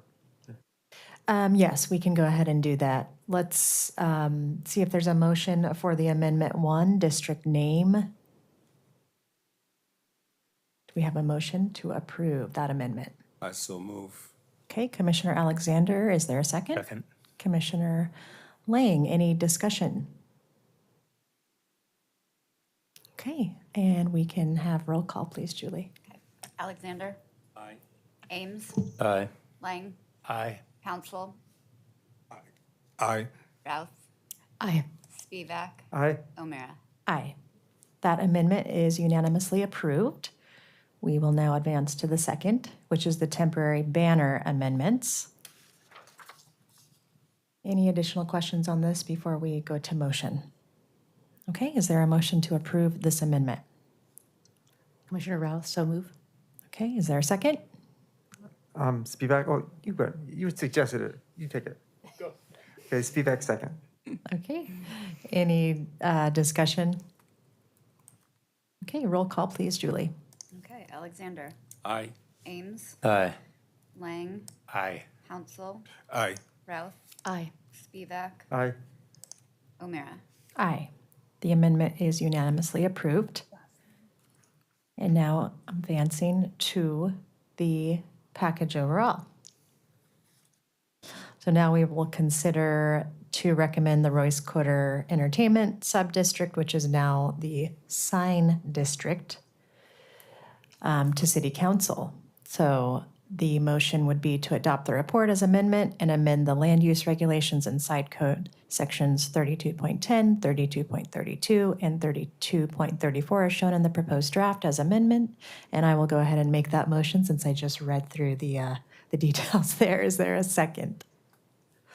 Second. Okay. Commissioner Ames. Commissioner Ames, any discussion? Okay, roll call, please, Julie. Okay. Alexander, Aye. Ames, Aye. Lang, Aye. Council, Aye. Routh, Aye. Spivak, Aye. O'Meara. Aye. The package is unanimously approved. Great, thank thank you you very all. much. A couple notes on that. I just realized that the name of the project is Rose Quarter Entertainment Subdistrict. We won't be changing the name of the project, so our notices will continue using that name, and the drafts will have to have that name because we've already started our legislative process. So if you see that name out there, it's not because we haven't made the amendment, but we'll definitely change it in the code and in all the commentary and all of that. Another thing I discussed with Commissioner Thompson was that the letter, and of course, with every vote, you have a letter to City Council transmitting your recommendation. She wanted the topic highlighted of dark skies and the brief discussion you had last time about it being something to consider for the future and to highlight that in the letter, even though there isn't an amendment to that. So we can definitely include that if you're all in agreement with that. And if there's anything else you think we should highlight in the letter, we would love to know. I think a summary of the public notification process related to Commissioner Lang's question would be helpful in the letter. Okay. Just to make that information available about, high level that there's an ODOT process and then there's a local City of Portland process. And the type 2 design review Correct. notification. Okay, Yes. great. Okay. I'm going to ask for a 5-minute recess. So let's go ahead and reconvene at 2:25, and then we will pick up the next item, which is the Housing Adjustment Compliance Project. Great. Thank you. Thank you.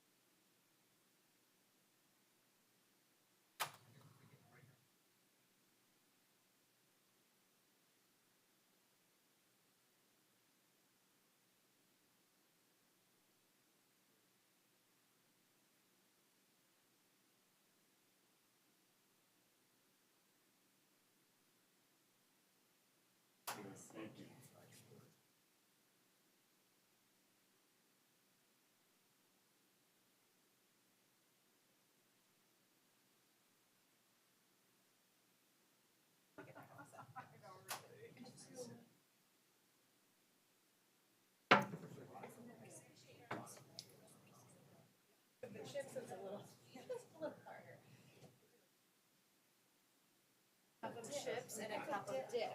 Yeah, did not get something for jury. Oh. I was there half a day yesterday. So are you I just got an email. Or were you kind of Yes, no, excited? no, I'm not. You were not excited. I would have had to cancel a trip to Alaska, Oh, no. No. which I'm Okay, so getting you're paid for. relieved. Oh, Yeah. double. Yeah.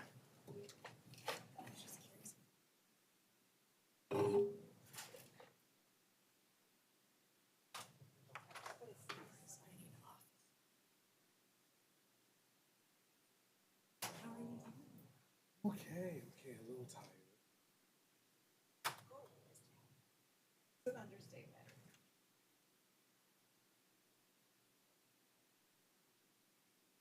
Last night. And, Your site is still we're submitting. It is exciting. So the builder's walking property today and I have to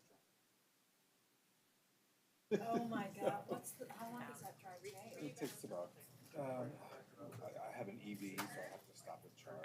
Okay. So it could take about, well, it's not as bad now. Now it's like 3.5 hours. Yeah. It was closer to 4. Thank you.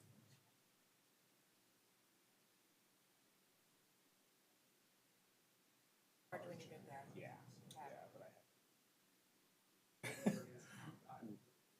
That have all 35 minutes established. to stop and charge, yeah.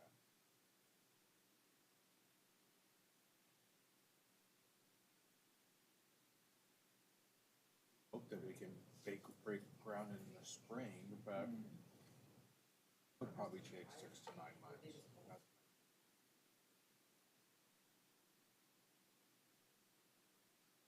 Happens, yeah. Rush that. Yeah.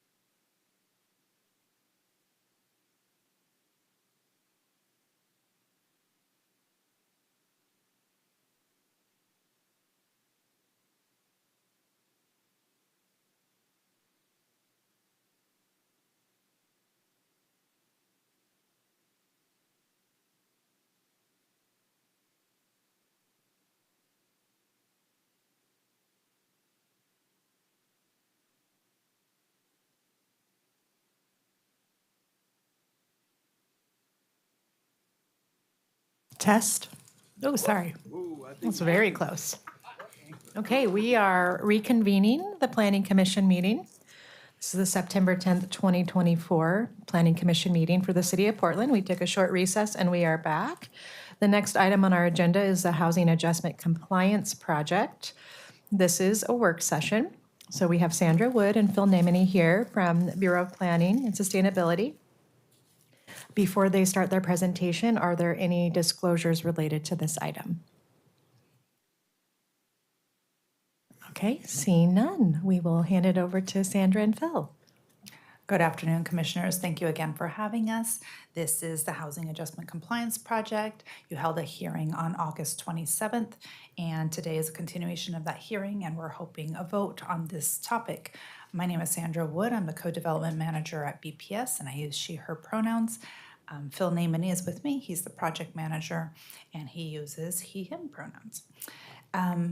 We'll start our presentation. We just have a few slides for you to remind you of what our proposal is and share the two amendments that we heard from well, one that is staff is recommending and then we're asking the commission to make, and another one is proposed by Commissioner Spivak based on some testimony that you all received. I know why it doesn't let me share when it's already on full screen.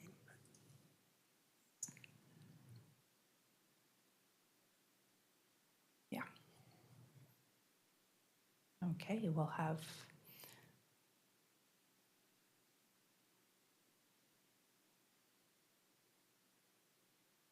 There we are.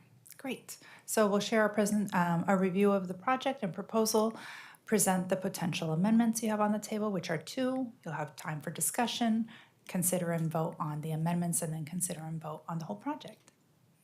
As a reminder, we had asked staff to, we proposed to staff that you make to the commission, to make a recommendation to City Council to adopt the proposed draft and to amend, this is Title 33, the zoning code amendments, to align with the Senate Bill 1537, which was passed in the last legislative session. Thank you, Sandra. Once again, Phil Namany with City of Portland Planning and Sustainability, he, him pronouns. I'm going to go over a few slides of the proposal, which are pretty much the same things we showed you during the hearing, and then provide some of the information on the amendments. So the project essentially is a compliance project, as Sandra mentioned, and it would allow our code to allow adjustments to all the development standards that are listed in that bill. And that would allow us also to continue to use our existing adjustment process and not have to incorporate other aspects of the bill, such as their approval criteria and their process. As part of the compliance, we're incorporating some of the maximum variance allowances in the bill and making those provisions temporary to match the bill's duration. The amendment allowances will expire in January 2032, and we will continue to monitor the results in order to report back to the Department of Land Conservation and Development. There were basically three specific areas where we currently prohibit adjustments that needed to be addressed. The first was with the minimum lot size and dimensions standards. We currently prohibit adjustments to those. The amendments would allow for adjustments of up to 10% in those minimum sizes in accordance with the bill, and these would be temporary. The second area was with the maximum height limits. Several code sections prohibit adjustments to maximum base or bonus height, especially in our planned districts. The amendments allow for adjustments of up to 20% or 1 story, and if that is greater in the area where adjustments are prohibited. We're also allowing an adjustment to the lower height standard applicable to a detached duplex that generally applies in our single dwelling zones. And I'm going to be providing some more information on the background of some of these maximum heights as part of the discussion. The third main area that is being addressed by these amendments are the development standards for cottage clusters. That is a middle housing option that was defined at the state level and incorporated into our code a couple of years ago. And it generally applies in the single dwelling zones and allows for multiple detached homes on a single lot. Many of the applicable development standards that were associated with that cottage cluster development type did prohibit adjustments. including the minimum lot requirements, the building orientation, and the outdoor area, to name a couple. The amendments temporarily allow for adjustments, as many of these standards are listed in the bill, and these standards for other types of development are already adjustable, but just not for cottage clusters. I'm going to transition over here to the two amendments that were part of the amendment memo that we sent out last Friday. The first one involves bike parking, and we also mentioned this at the hearing on August 27th. To recall, after the release of our proposed draft, we realized that our prohibition on adjustments to the percentage of bike parking allowed in individual dwelling units was a locational standard per the bill's requirements. So our memo that we sent to you on Friday provides the more information and the actual staff code amendment request. The amendment would temporarily allow adjustments to the limits placed on locating the percentage of bike parking within the dwelling units. It could impact the overall percentage, as well as potentially limit the limits to only having bike parking on the ground floor of units where there's no elevator. Those are all within that locational piece. Once again, the provision would be made temporary like the other changes and would expire January 2032. The second amendment was one requested by a commissioner, and this is based on the testimony that was received during the hearing. So the request is to remove the 20% maximum variance threshold to maximum height so that adjustments could be requested in an amount greater than 20% of base height. But the intent is only to apply this in the Central City Plan District, as well as to make this a temporary measure with the other temporary measures. The thought behind this was that the process, a modification or adjustment process, especially if it's a modification process, could also involve design review, and that through design review process, the staff or commission could consider the merits of the request. In other plan districts, in other parts of the code where we have that 20% maximum variance, that would still apply. So the request is just to make the change within the Central City Plan District and essentially not have an upper limit to the maximum amount of variance you can ask for a height.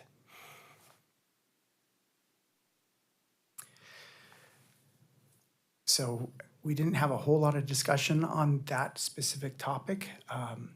And so what we wanted to do is provide some background and some context for how our Central City height limits were created and where we're moving forward in terms of updates to the Central City regulations. Just to kind of summarize, the Central City Code was effective in 2018. There was actually an appeal of that project, partially due to some of the height limits around the historic areas. But the code has been in effect since 2018. The update that's being looked at is potentially going to be looking at some of the building entitlements within the Central City. And I'm going to go through several slides that are actually from an initial assessment that was done and just recently released on the website for the Central City update. So just to kind of give a little summary of what we're looking at here, both in the Central City as well as in other plan districts and other parts of our code, we regulate sort of the bulk of construction by both the floor area ratio and by a height. Within the Central City, those things are often interrelated. And so a lot of times in areas where we have a higher floor area ratio allotment or allow a greater bonus of floor area, we also have a greater maximum height or a height bonus that applies in those situations. Just to kind of keep in mind, the Senate Bill 1537 did not require us to consider any amendments or adjustments to floor area ratios. And so we were not looking at that as part of a compliance.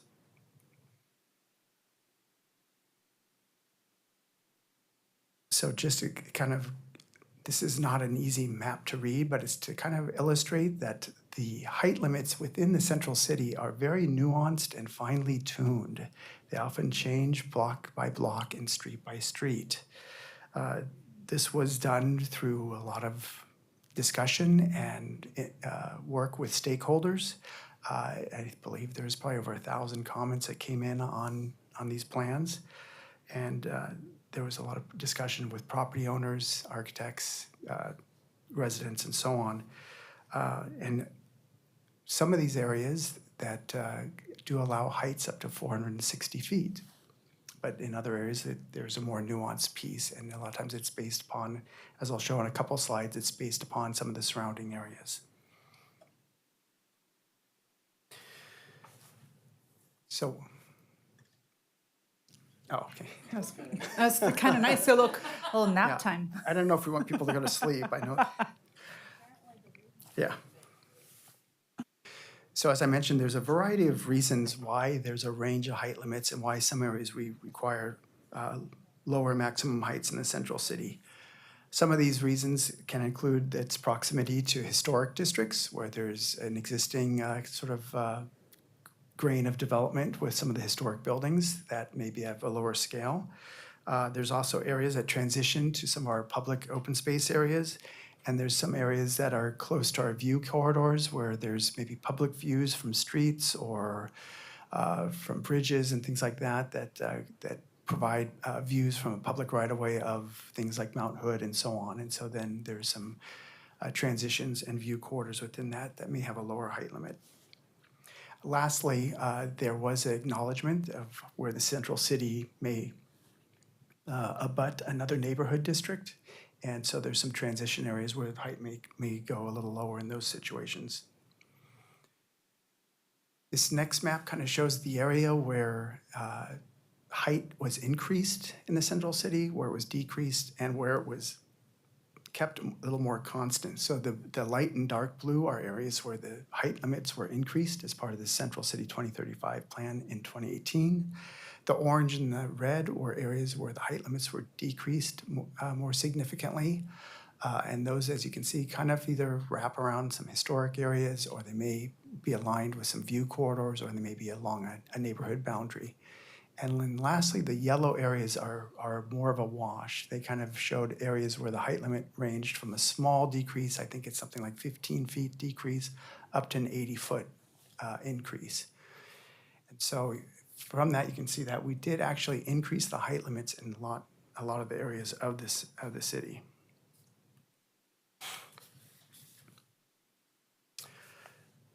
So there's been some preliminary analysis done of height and floor area in the central city to kind of look at what's been proposed and what kind of projects have come in the last few years. This slide has a lot of information, but it was taken directly from the release that was placed on our website a week or so ago. Basically, they looked at projects that came in over the last 6 years to kind of see if they were built within the height limits or under the height limits, or if they took advantage of the height bonuses. Based on this, they came to the conclusion that almost 70% of the projects were either built at the base height limit or below the base height limit. And about 30% of the projects actually used a bonus height on that. So what they initially have found from this is that a lot of the projects that have come in the last 6 years actually didn't even use the bonus height that was afforded to them. So as I mentioned, there is this Central City Update Plan, and so they have several things they are looking at over the next 12 to 18 months. They are going to be looking at both FAR and density allocations within areas of the central city. They're also going to look at how height and FAR may influence unit density, because some initial kind of review of some of these showed that floor area and height don't always correspond to more units. You may find that they may correspond to more large or luxury units, but maybe not more overall units. And then lastly, the project does plan to re-engage the stakeholders and other interested groups that provided input to the last Central City project. And that's something that, of course, this project as a compliance project hasn't had the time to afford to do. So as I mentioned, that project should be ramping up and be going through the process in the next 12 to 18 months towards a hearing. So with that, I'm going to pass it back to Sandra. Sure. Thanks, Phil, for that. So the next steps for the commission, as I said, we were hoping for a vote today. We know you want to have some discussion, certainly about the amendments that are on the table. The first one about bike parking, something that we had missed, so we're hoping one of you will move and second that one. And then the Central City height, unlimited height adjustments provision that Commissioner Spivak had put on the table. And then after you discuss and move those amendments, we can move on to the whole packet again. Thank you. Okay, any general questions before we discuss the amendments? Vice Chair Pouncil. Yeah, Vice Chair Pouncil here. On the bike parking, I just wanted to get some clarification. So are buildings not, will they be able to choose not to have bike parking on the property yeah, just some clarity on that. It's kind of the location of the bike parking. During the bike parking project, there was some concern about how much bike parking was allowed to be in the dwelling units. So we put an upper limit of 50% with the intent that the bike parking be in common rooms or on the ground floor, behind a commercial space, things like that. The bill kind of considers the amount of bike parking that we're requiring that we're limiting that can be actually in somebody's room as a locational standard, because putting your bike in your dwelling is a locational provision. And we're saying if you need 100 bike parking spaces, you can only put 50 of those in the actual dwelling units. That's not to mean that there's no bike parking. It means that instead of having a room for 100 or several rooms for 100 bike parking spaces, 50 of those spaces might actually be placed in the dwelling unit on a little rack or a hook or something along those lines in the dwelling unit. And that would be designed for the dwelling? Right, it still has to meet the spacing. They still have to show that there's a 2x6 space in the dwelling for it. It's just that those things, we don't have a lot of control over what happens in the dwelling afterwards. And so we wanted to kind of keep the maximum number that were in there up to the 50%. But we're finding that probably is something we can't prohibit an adjustment to in the next 7 years. So what we. So just to, oh yeah, sorry. Yeah, so what we realize is that the Senate bill, it requires us to allow applicants to apply for an adjustment for locational standards. We didn't consider, we thought of locational standards as being near the front door or down the hall, however long. We didn't think of locational standards as being up in the unit or not. And what they've clarified is that, yes, that is considered a locational standard and must be adjustable. Commissioner Routh. Thank you. A couple of additional questions. Thank you for that. So is the bike parking in situ? Does that go to the total amount of bike parking, and is that double counted with the residence square foot? Do you know what I mean? No. Okay. Can I clarify? It doesn't change sorry, Patricia Diefendorfer for the record, it doesn't change the requirement. The ratio. So the number of parking spaces per code people will still have to adhere to that. It's simply about the location. Instead of 50% having to be in a bike room, a common bike room, now conceivably 70% could be in the units as opposed to only 50% being allowed in the unit. So, but it doesn't change the ratio itself. But if you recall, the commission also did through the HRR project, the Housing Regulatory Relief Project, just to connect some dots for us, right? Because we've been doing a lot of different things. That did reduce the ratio, but did not change, or did we change the locational? I don't think we changed the locational requirements. We did three We things. did, oh yeah. We had to refresh our memories too, Yeah. and we put it in the memo as a reminder. We reduced the ratio. We removed the alcove requirement in the bedroom upstairs because that really wasn't working, and that was causing a lot of check sheets back and forth between PP&D staff and the applicants. And then we temporarily removed the requirement for the larger bicycle parking cargo spaces in the room. But we didn't change the percentage that could be upstairs. Thank you. And could you elaborate a little bit on what the relationship of elevators has to do with the new bike parking requirement? So within that provision about how much can be in the individual dwelling units, there is in that section a provision that states if you have a building without an elevator, all your bike parking has to be on the ground floor. So that, And that retains, right? well, no, that's also a locational piece. So, and it was all, and basically in that provision, then it said adjustments were prohibited. So it was both the up to 50% and the no elevator building was in the same section of code. So by allowing for that adjustment to take place, they could potentially ask for an adjustment for both. Keep in mind that they have to ask for, they have to go through a land use review to ask to change that. So it's not just an automatic granting of putting bike parking up in the stairs. And they would have to look at some of the, how it equally meets the purpose statement in terms of bike parking accessibility and so on. Yeah.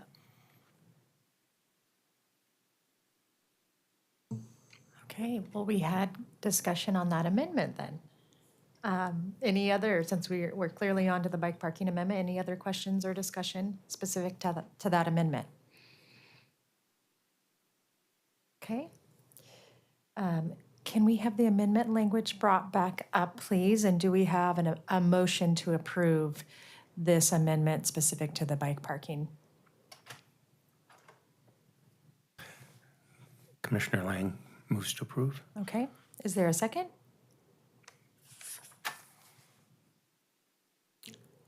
I will second. Any deliberation? Yes, Commissioner sorry, Rao. and forgive me, I did not read the memo, so I'm just gonna say that, didn't have time. I'm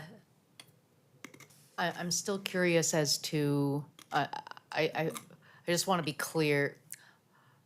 My question relates to how locational standards without an elevator impacts accessibility and particularly people with mobility challenges to be able to retain a bicycle. And I don't know how to articulate that as a question, but I'm hoping you can relieve my question. I think part of the issue too is that the bill itself was not very, is not super clear on this. It says, you have to allow adjustments for the amount, which we already do. So even though the Housing Regulatory Relief Project lowered some of those ratios, we never had a prohibition on adjustments to the amount. But then for locational standards, it says, you have to allow adjustments to locational standards as long as the bike is still in a room that it can be secured and it doesn't really talk about accessibility. It just kind of says that the bike's in a room that's, secured and safe. But Phil, isn't it true that they would have to request an adjustment to that? So I'm just reading here since we didn't read the memo. So the standard says within a dwelling unit for all residential development, these are the big ones. The smaller units are different. Up to 50% of required long-term bicycle parking spaces may be provided within the dwelling unit. That's what we were talking about, right? For buildings with no elevators, long-term bicycle parking spaces are only allowed in the ground floor units. If somebody wants to put them all upstairs, they would have to request an adjustment to allow them upstairs and make the case of why, and they'd have to meet the purpose statement of bike parking, which includes accessibility. So I think they'll Thank get you. there. Okay, Yes. appeased. Okay. Appreciated. Thank you.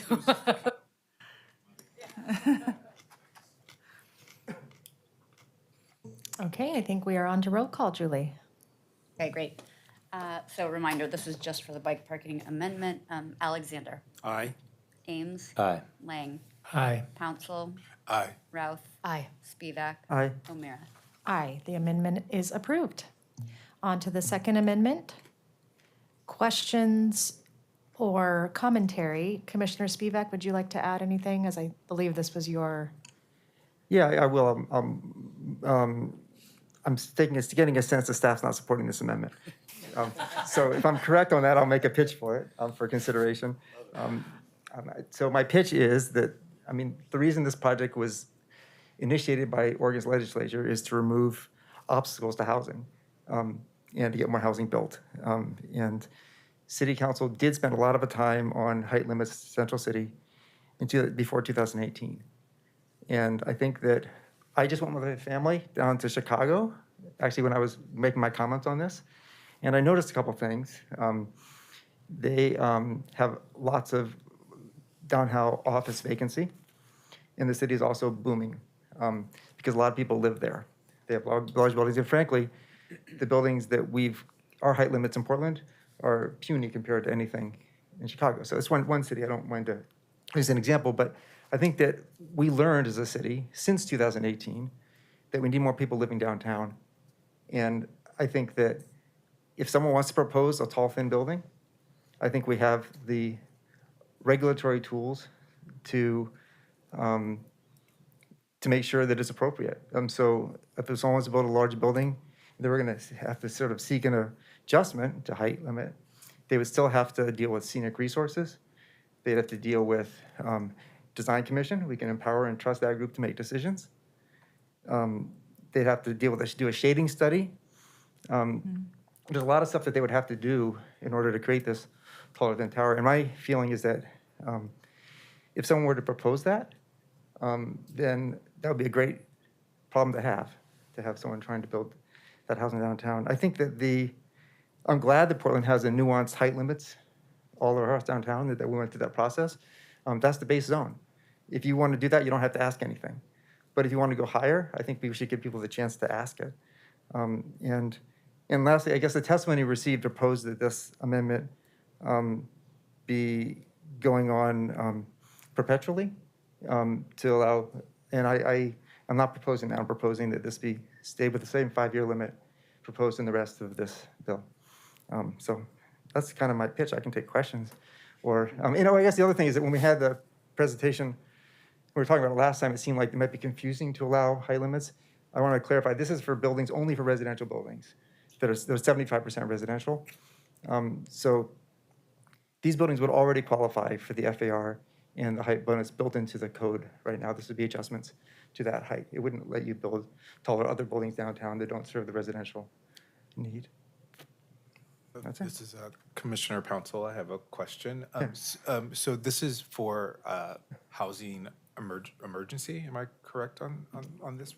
No? I'm not sure. It was At not the a housing state emergency. level, at the state level, it's a recognition that we're having a housing shortage and crisis and that we need to do everything we can to facilitate housing. So it's similar to at the city level, the city acted, right, and did the housing regulatory relief project. And then this is kind of the equivalent at the state level. Yeah, I guess I'm just wondering if someone is to come in and build like a skinny tower building, that's not going to be, it's for a lot of wealthy people. Our emergency is for people who are struggling to find housing in the city. So I'm just wondering some clarification on. Yeah, that's a good point. I think it's one housing market, and I think that if wealthy people want to live downtown, that's great too. I think that it's, but I'm not going to, like, the whole trickle-down thing, which is awful in economics, that's the way housing world works. Larger housing, nice housing gets used by people, and then eventually, maybe my kids can afford to live in it. Over time, housing gets built at the top end of the market. So I think that it's true that if there's going to be a tall building, initially it probably would be for people who are pretty well-to-do. But I also say that, especially the presentation we had earlier today, the public resources for housing is going to be for people with 60% or less, which is great. But I think that a dynamic city has a whole wide range of income levels, and the city's ability to support people who are lower income relies on TIF funding and maybe PSEF and some other funding sources. We don't have much in our toolbox to try and get market rate housing built downtown. If height is part of that toolbox, I like it. Can I offer a clarification for something that you said, and maybe this mispersuades you, or at least factors in? You mentioned in getting back to the question that you were asking about in the previous hearing about signs and how this works. An applicant downtown would come in for a design review in the central city for a new building. I believe the design review for would be a type 2 also, right, currently? Which would be a staff level review? I think it kind of depends on if it meets some of the affordability components. If it meets the affordability component, it potentially could be a type 2. I think if it's a market rate building that's just meeting our inclusionary housing and above a certain size, it would be a type 3, which requires a hearing with the design commission. So regardless, it's going through design review with the same approval criteria. To do higher building, they could request a modification to design review instead of an adjustment. The adjustment approval criteria, I'm looking at them right now, are in chapter 33.805 for those following at home. Includes approval criteria that you mentioned about city designated scenic resources and historic resources, and that the impacts are mitigated, et cetera. The modification approval criteria are different, and there's only 3. One is that the proposal better meets the design guidelines. That's why Phil was sharing what those design guidelines were, what the purpose of the standard was, and mitigation for impacts also. It doesn't include scenic and, it does in the modifications? I think. So you so still have to we've had comply a with bunch those of rules. we've had a bunch of internal conversations on this when we were looking at this, and Sandra then has been gone for some days. And I appreciate you guys know the story way better than I do. You know, it gets convoluted, but there are approval criteria in our design guidelines that do look at scenic views and things like that as part of the approval criteria. Oh, for modifications too? In Oh, this, in the good. central I stand city. So, corrected. yeah, so I mean, I don't think there's a distinction so much between the modifications and adjustments. Yeah, it's just, once again, it's this idea, and I think, you know, I understand where Eli is coming from. I think what we were trying to show is that height hasn't been shown as a constraint for development necessarily, especially if people are building not even using the bonus height. I think also at the state level, there's sort of recognition to not go overboard on what kind of adjustments should be allowed. And so that's why at the state level, they provided the 20% the increase over of the base height allowance. And so without doing the additional, you know, we're kind of relying on the Central City update to kind of do all the fact finding on that. And we were trying to keep this to being a compliance project. I'd So like to make a that was comment sort on of that our one, if I could. justification on that. Can I jump in for a moment? I think that if we have a little debate, I love debates, so just to be clear. The state says the minimum that cities have to do, I believe. And cities sometimes go beyond what the state requires. And we in fact did that with past projects where we've had state requirement to like require charging in parking areas, and we went beyond the state's percentage. So I think that the state provides a floor. And I don't think there was any implication that we shouldn't go beyond that. In fact, Portland lobbied very hard at the state to have an exclusion, so we don't have to provide Automatic automatic adjustments. adjustment approval. So in some ways, Portland has lobbied heavily and successfully to not have to do what the state was originally proposing with the last version of the bill. So I'm going to say going beyond what the state requires is fine. And I guess the other thought I had is on the 20%. I mean, the approval criteria, that's going to be an issue no matter whether this amendment happens or not, because we already have to go up to 20% higher on height. So the same issues would come up whether it's 20% or more. I just want to give people permission to ask for more. Commissioners, Patricia Diefender for the record. I maybe just want to provide a little framing here. I think fundamentally staff, we're not necessarily opposed to the idea. I think rather that we're operating on the premise that we have a project, a code project that's going to be targeted and look at certain things in Central City and may be better placed to address these issues through that project and through that process where we have more time to engage with people. As we know, height was a big topic of discussion when the Central City 2035 plan was adopted. There was an appeal specifically related to height that delayed the effective date, essentially, of the plan. And so I think there's also a little trepidation that this might catch this project up in a broader conversation about height at council. So that's another step where it can be sort of debated again. I think staff's position is let's use the project that we have that we're launching currently to look at the Central City heights and FARs and calibrate them. Part of the housing production strategy was a commitment to doing that both within the central city and outside the central city. Both of those projects are being launched very shortly, and they will take time, but they will be underway. So really, it's the question before the commission right now is, do you feel it's imperative enough to do it now through this process and take our chances and see what happens at council? Or do you see value in, doing that through the central city amendment process that we're working on? I just want to acknowledge that if we're going to deliberate, we should have a motion and a second. I know this was contextual and clarification. If there's no second, why should talk? So I will make a motion for item 2 on the amendments list for this code project. Second. Okay, deliberation by commission. Yeah, Commissioner Lang, I hear what you're saying, but I think this also sends a message that's needed now. We need housing. We need housing at all levels, as was stated, and I think this is just another sign to investors and developers that we're doing all we can to bring that investment here in Portland, and the need is now. What you talked about can certainly continue on. This is short term, and so for that reason, I want to support it. I think it would be a good move. I have a question about the duration. The proposal is for 5 years. Is that right? As a temporary? The state law is For 7 different. years. It's 7 years, yeah. I thought, Commissioner Spivak, you mentioned 5 years for your amendment as the, I misspoke. okay. Yeah, I was time limited. I wanted to sunset. I forgot the right Okay.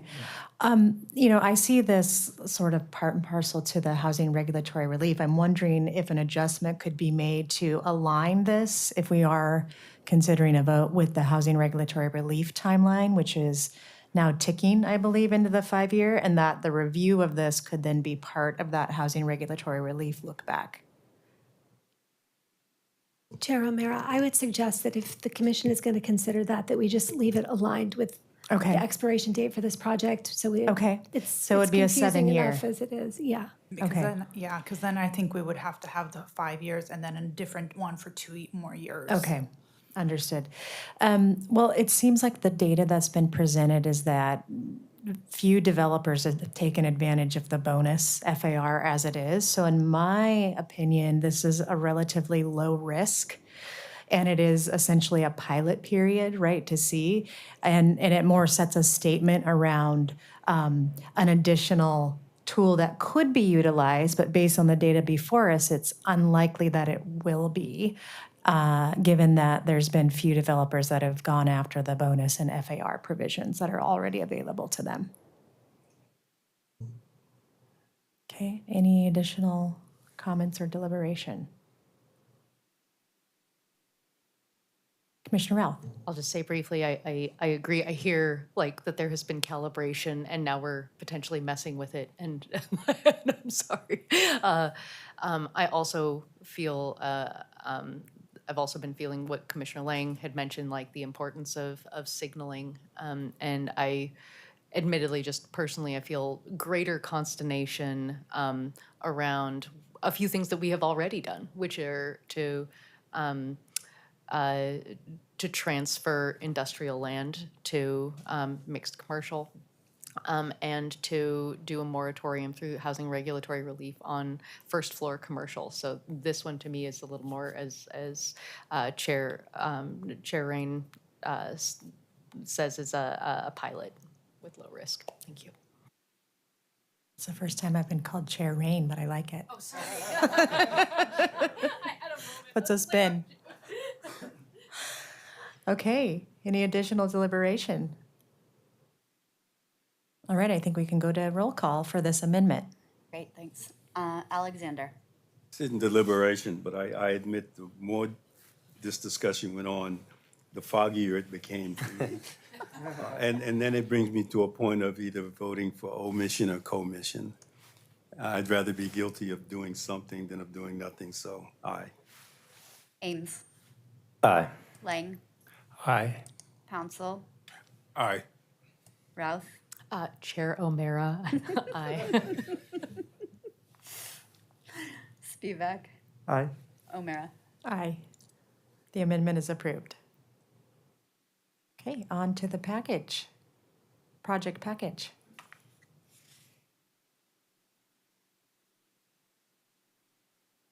Go ahead, Commissioner Lang. Yeah, sorry. In our letter, can we state that we're aware of that? Make sure that that's brought up when we do our letter, as far as recognizing the work that you're doing around that, and our deliberation over why we move forward with that. We'd be happy to do that, yes. Okay. So we're now considering the approval of the package, which is the whole housing adjustment compliance project. Any general discussion on the entirety of the package before we move to a vote? Okay, is there a motion to approve the housing adjustment compliance project? Chair Routh, so move. Sorry, Commissioner Routh. God, what am I doing? Is there a second? Second. Okay, Commissioner Ames, any deliberation regarding the entirety of the housing adjustment compliance project? Okay.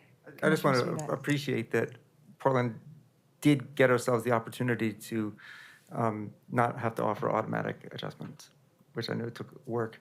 And that really would have tied our hands and really messed up the zoning code.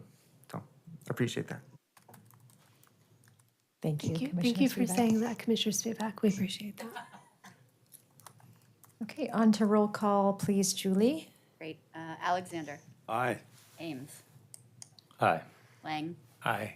Pouncil, Aye. Routh, Aye. Spivak, Aye. O'Meara. Aye. The package is approved. Okay, and we will move on now to the third and final item for the agenda today, which is the odor code update. Before we move on Oh, to this, is go there ahead. anything else for the letter? Obviously discussing the amendment to the height and the rationale that various of you offered, which I took notes on that, and you'll be able to see the draft. Yeah, I would just echo the recognition that Commissioner Spivak provided regarding where we are as a city and the fact that we are meeting those base requirements and beyond, and that really states our commitment to housing production, and that we were in such a good position already to consider this compliance project. And I think we also mentioned, like, we want to empower our design commission. So if things whether it goes directly to them or it gets appealed to them, I think it's an important body that sometimes through past projects, they've felt not as empowered, I think. And I think that this, and actually frankly, the Rose Quarter also, are ones where their decisions will come to them.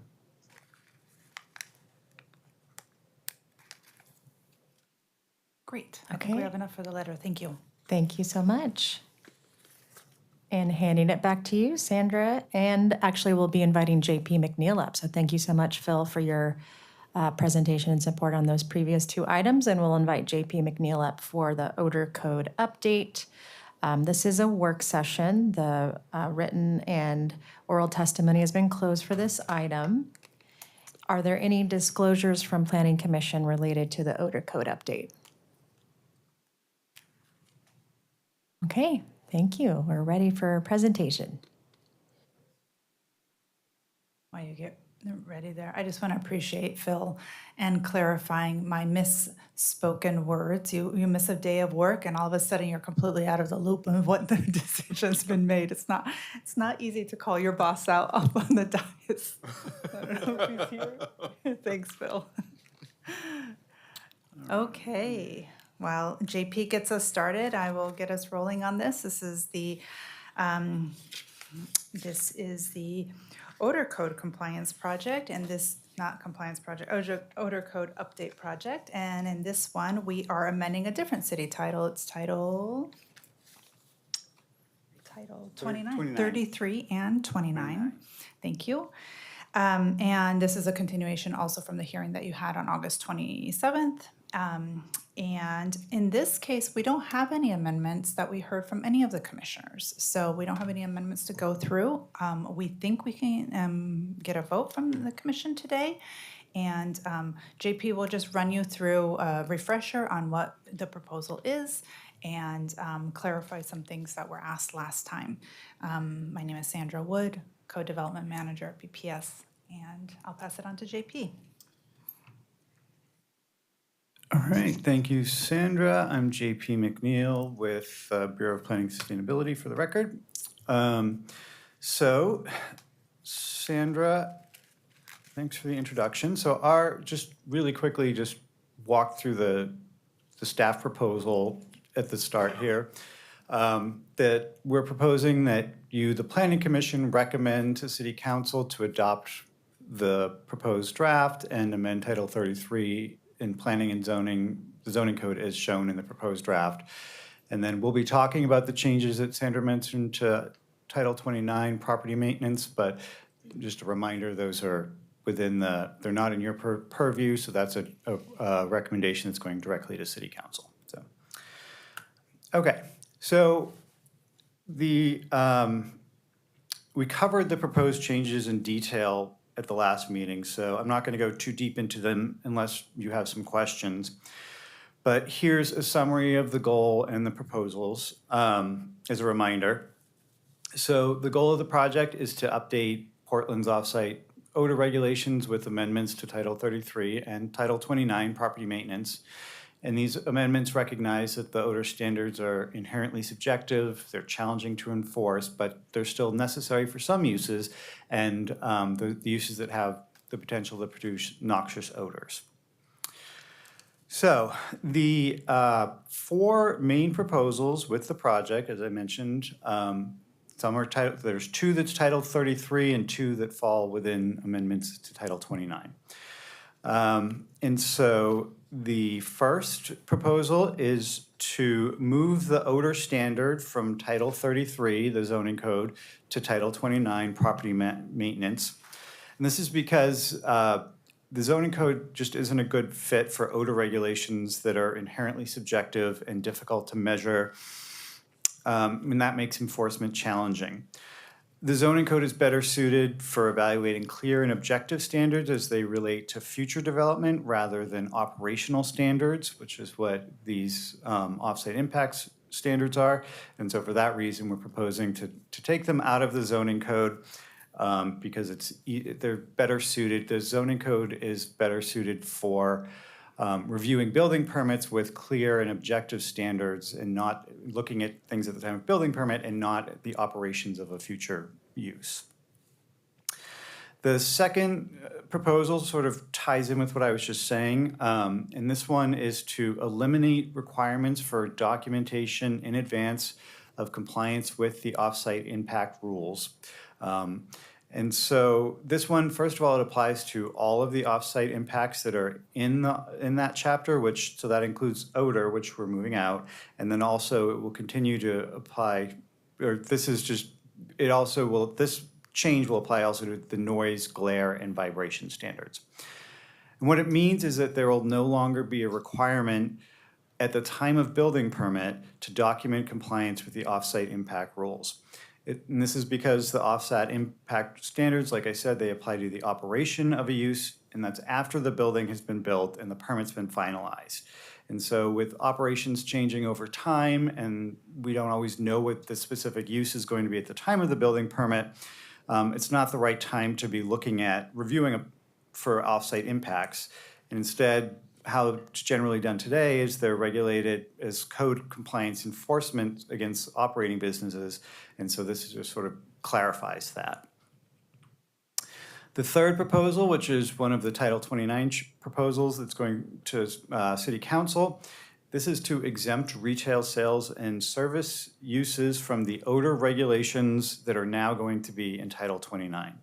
So all other commercial and industrial uses will still be subject to the odor regulations, and I'm going to touch on that a little more detail in a moment.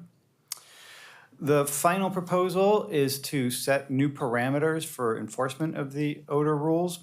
And this includes a change to raise the threshold for when code compliance will get involved with a offsite impacts case related to the ones odor that could, in Title 29, or also the glare standards and whatnot. I apologize, actually, this is just applying to the odor standards. And this would be raising the threshold for when they get involved when there's multiple complaints that have been recorded, and allows a longer grace period for when offsite odors can be detected. Right now, there's a 15-minute exception that offsite odors can be detected. We're raising that to 30 minutes. All right. And so those are the four proposals. I'm going to talk a little bit more about the different types of commercial uses and what is going to be exempt and where it will still apply. So you saw this slide last time, but we wanted to cover it just to make sure it's clear what's being regulated and what's not. So you see the various use categories on this slide. They're along a spectrum of impacts from least impactful to more impactful. And what we're doing here, you can see the line in the middle is where the odor regulations will apply if City Council approves the change to Title 29. The dashed line is where the exemption, or where it is now. So today, residential uses, which are those on the right-hand side, there is no odor codes regulations to that. Oh yeah, that is the left. And then retail sales, so then for commercial uses, we're proposing to exempt retail sales and service uses. However, all other commercial uses, which are to the left, to the right of that solid line, those are the commercial use categories that are in the zoning code. And so the zoning code breaks all the commercial uses into these categories, and they're further broken down. But all of the other use categories in the commercial uses will still have odor code that applies to them, and then all of the industrial use categories, which you can see there. And so within these use categories, like I said, retail sales and services, that's what we've been talking about, restaurants, coffee shops, things like that, and retail stores.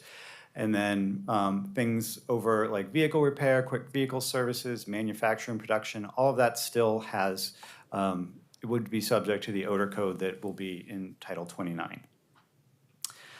And so the next, and a little bit more about that, exempting retail sales and service uses from the odor code. It doesn't mean that there won't be any future complaints about odors from retail sales and service uses, but it does mean that the city's code enforcement staff will no longer be in the position of mediating between businesses in the retail sales and service category and residents for odor complaints against those, say, a restaurant or coffee shop. The odor code, like I said, it's difficult for staff to enforce, and it's especially when we're talking about small local businesses that are woven into neighborhoods.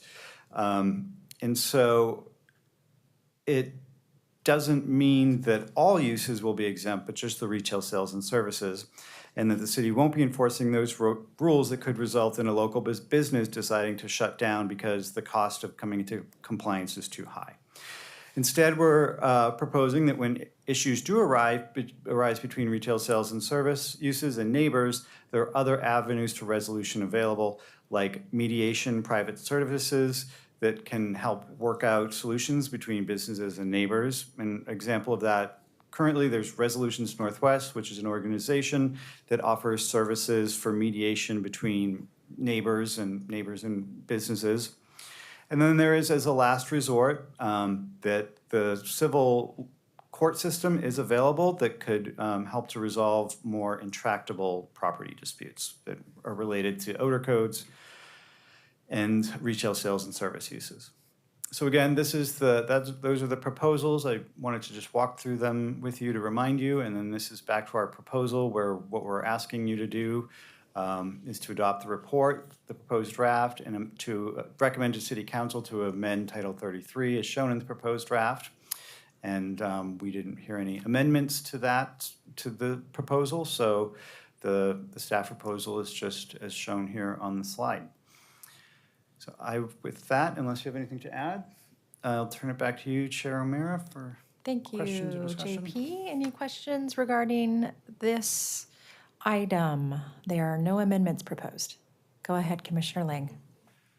Yeah, I remember when we were talking about this before, the issue came up about a retail shop attached to a like a coffee roasting on a large scale or other things. And what would that be considered? Did that get any more discussion?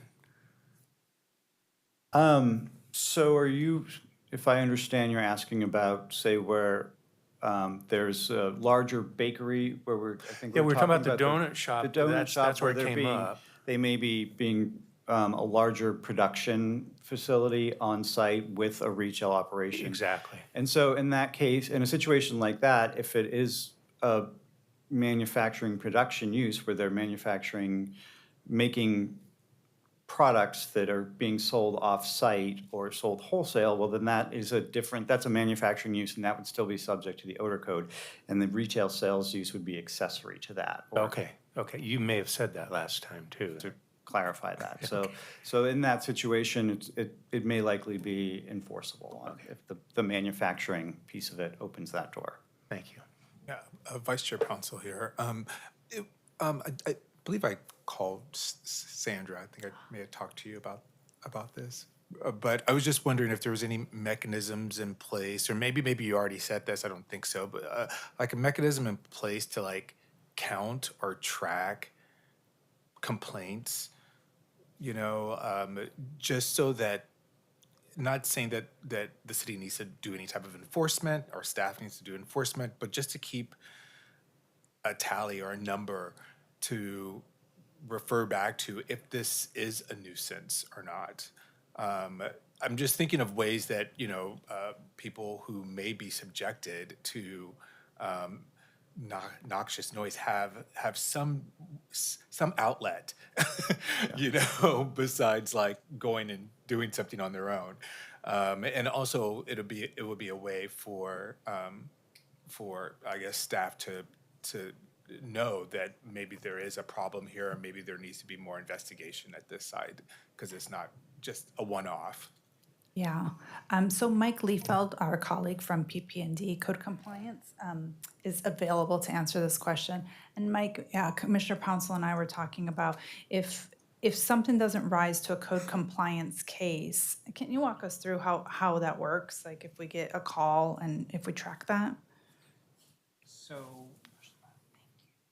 Thank you.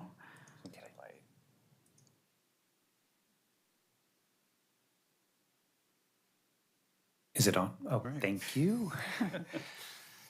Within Portland Permitting and Development, we accept complaints or concerns through a number of different forums. We have a phone line where people can leave messages or talk to a live customer service agent. We also have a online portal where people can submit concerns, and that's in electronic format, so that's already documented. It is going to be tough to track phone calls. We deal with thousands of complaints and thousands of phone calls, and a lot of our phone calls don't result in a actionable investigation. It's outside our jurisdiction, but we do a good job to refer people to other agencies who can assist, or other things that they might find useful in tackling the issue or concern that they're experiencing. So odor complaints, concerns that are phoned in and actually set up as something that might be subject to the existing regulation are extremely low. They just are. And so if we're talking about tracking phone calls for a smaller number,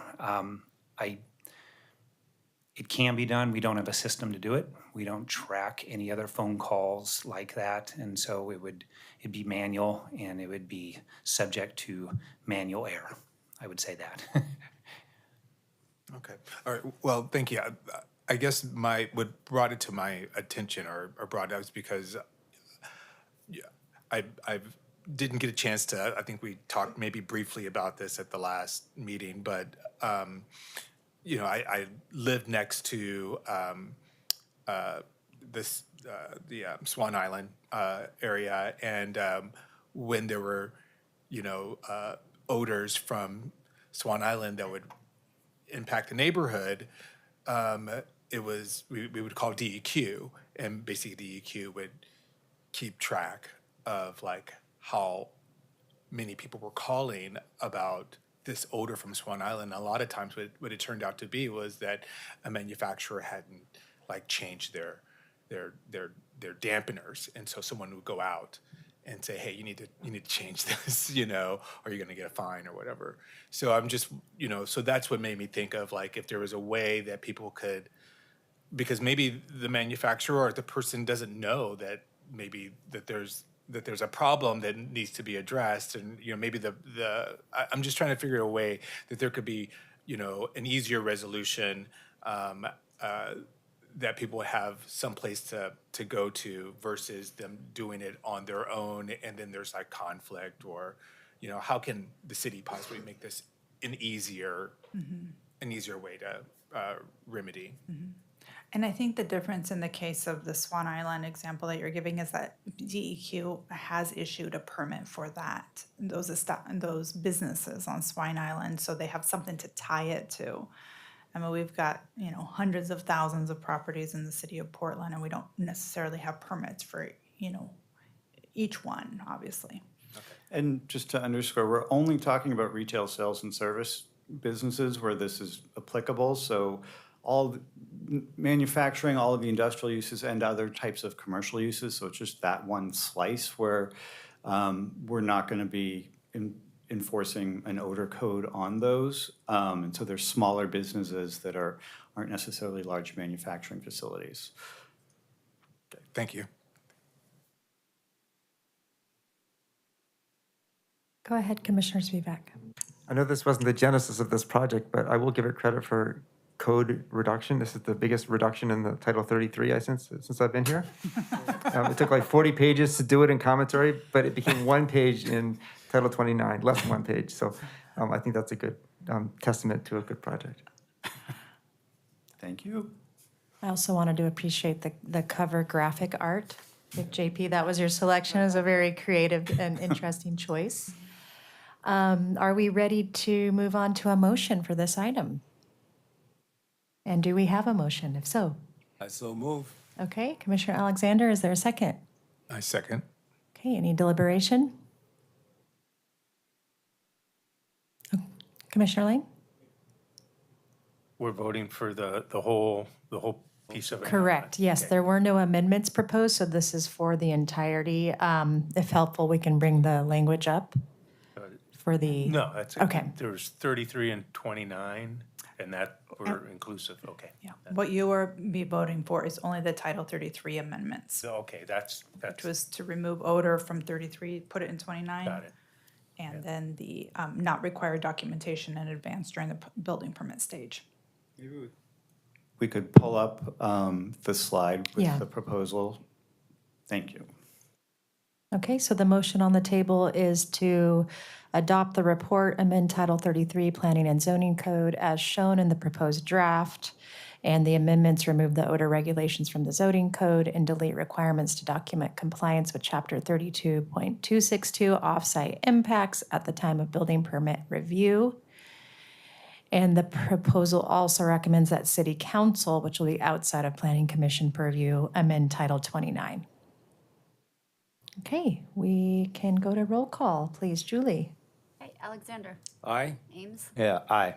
Lang, Hi. Council, Aye. Ralph, Aye. Spivak, Aye. O'Meara. Aye, it is approved. Thank you and great And the work. letter. And the letter now, thank you. We're always ready to move on. Yes. The letter. Thank you, Mike. Any comments or recommendations for the letter that will go to City Council? Commissioner Routh? Yeah, I really love what Commissioner Spivak just said around, we celebrate, as humans, we celebrate additions, like it's all like, what can you add? So, I mean, I think openly appreciating and celebrating subtraction in Title 33 is legit great. Especially when we've added something new in the time of this planning commission meeting, right? Okay, I'm not hearing any specifics for the letter, so I think please just do your best, as you always do, and we'll review and add when the letter's presented to us. Maybe the letter should be short and sweet. Speaking of not adding words. Right. Great. Thank you very Okay, much. thank you. That was our last Very much. item, so we will adjourn the meeting for today.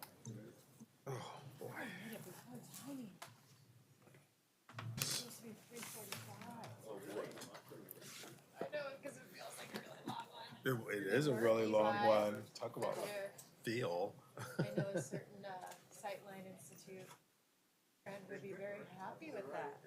I'm sure friend would be. I'm like, this is never.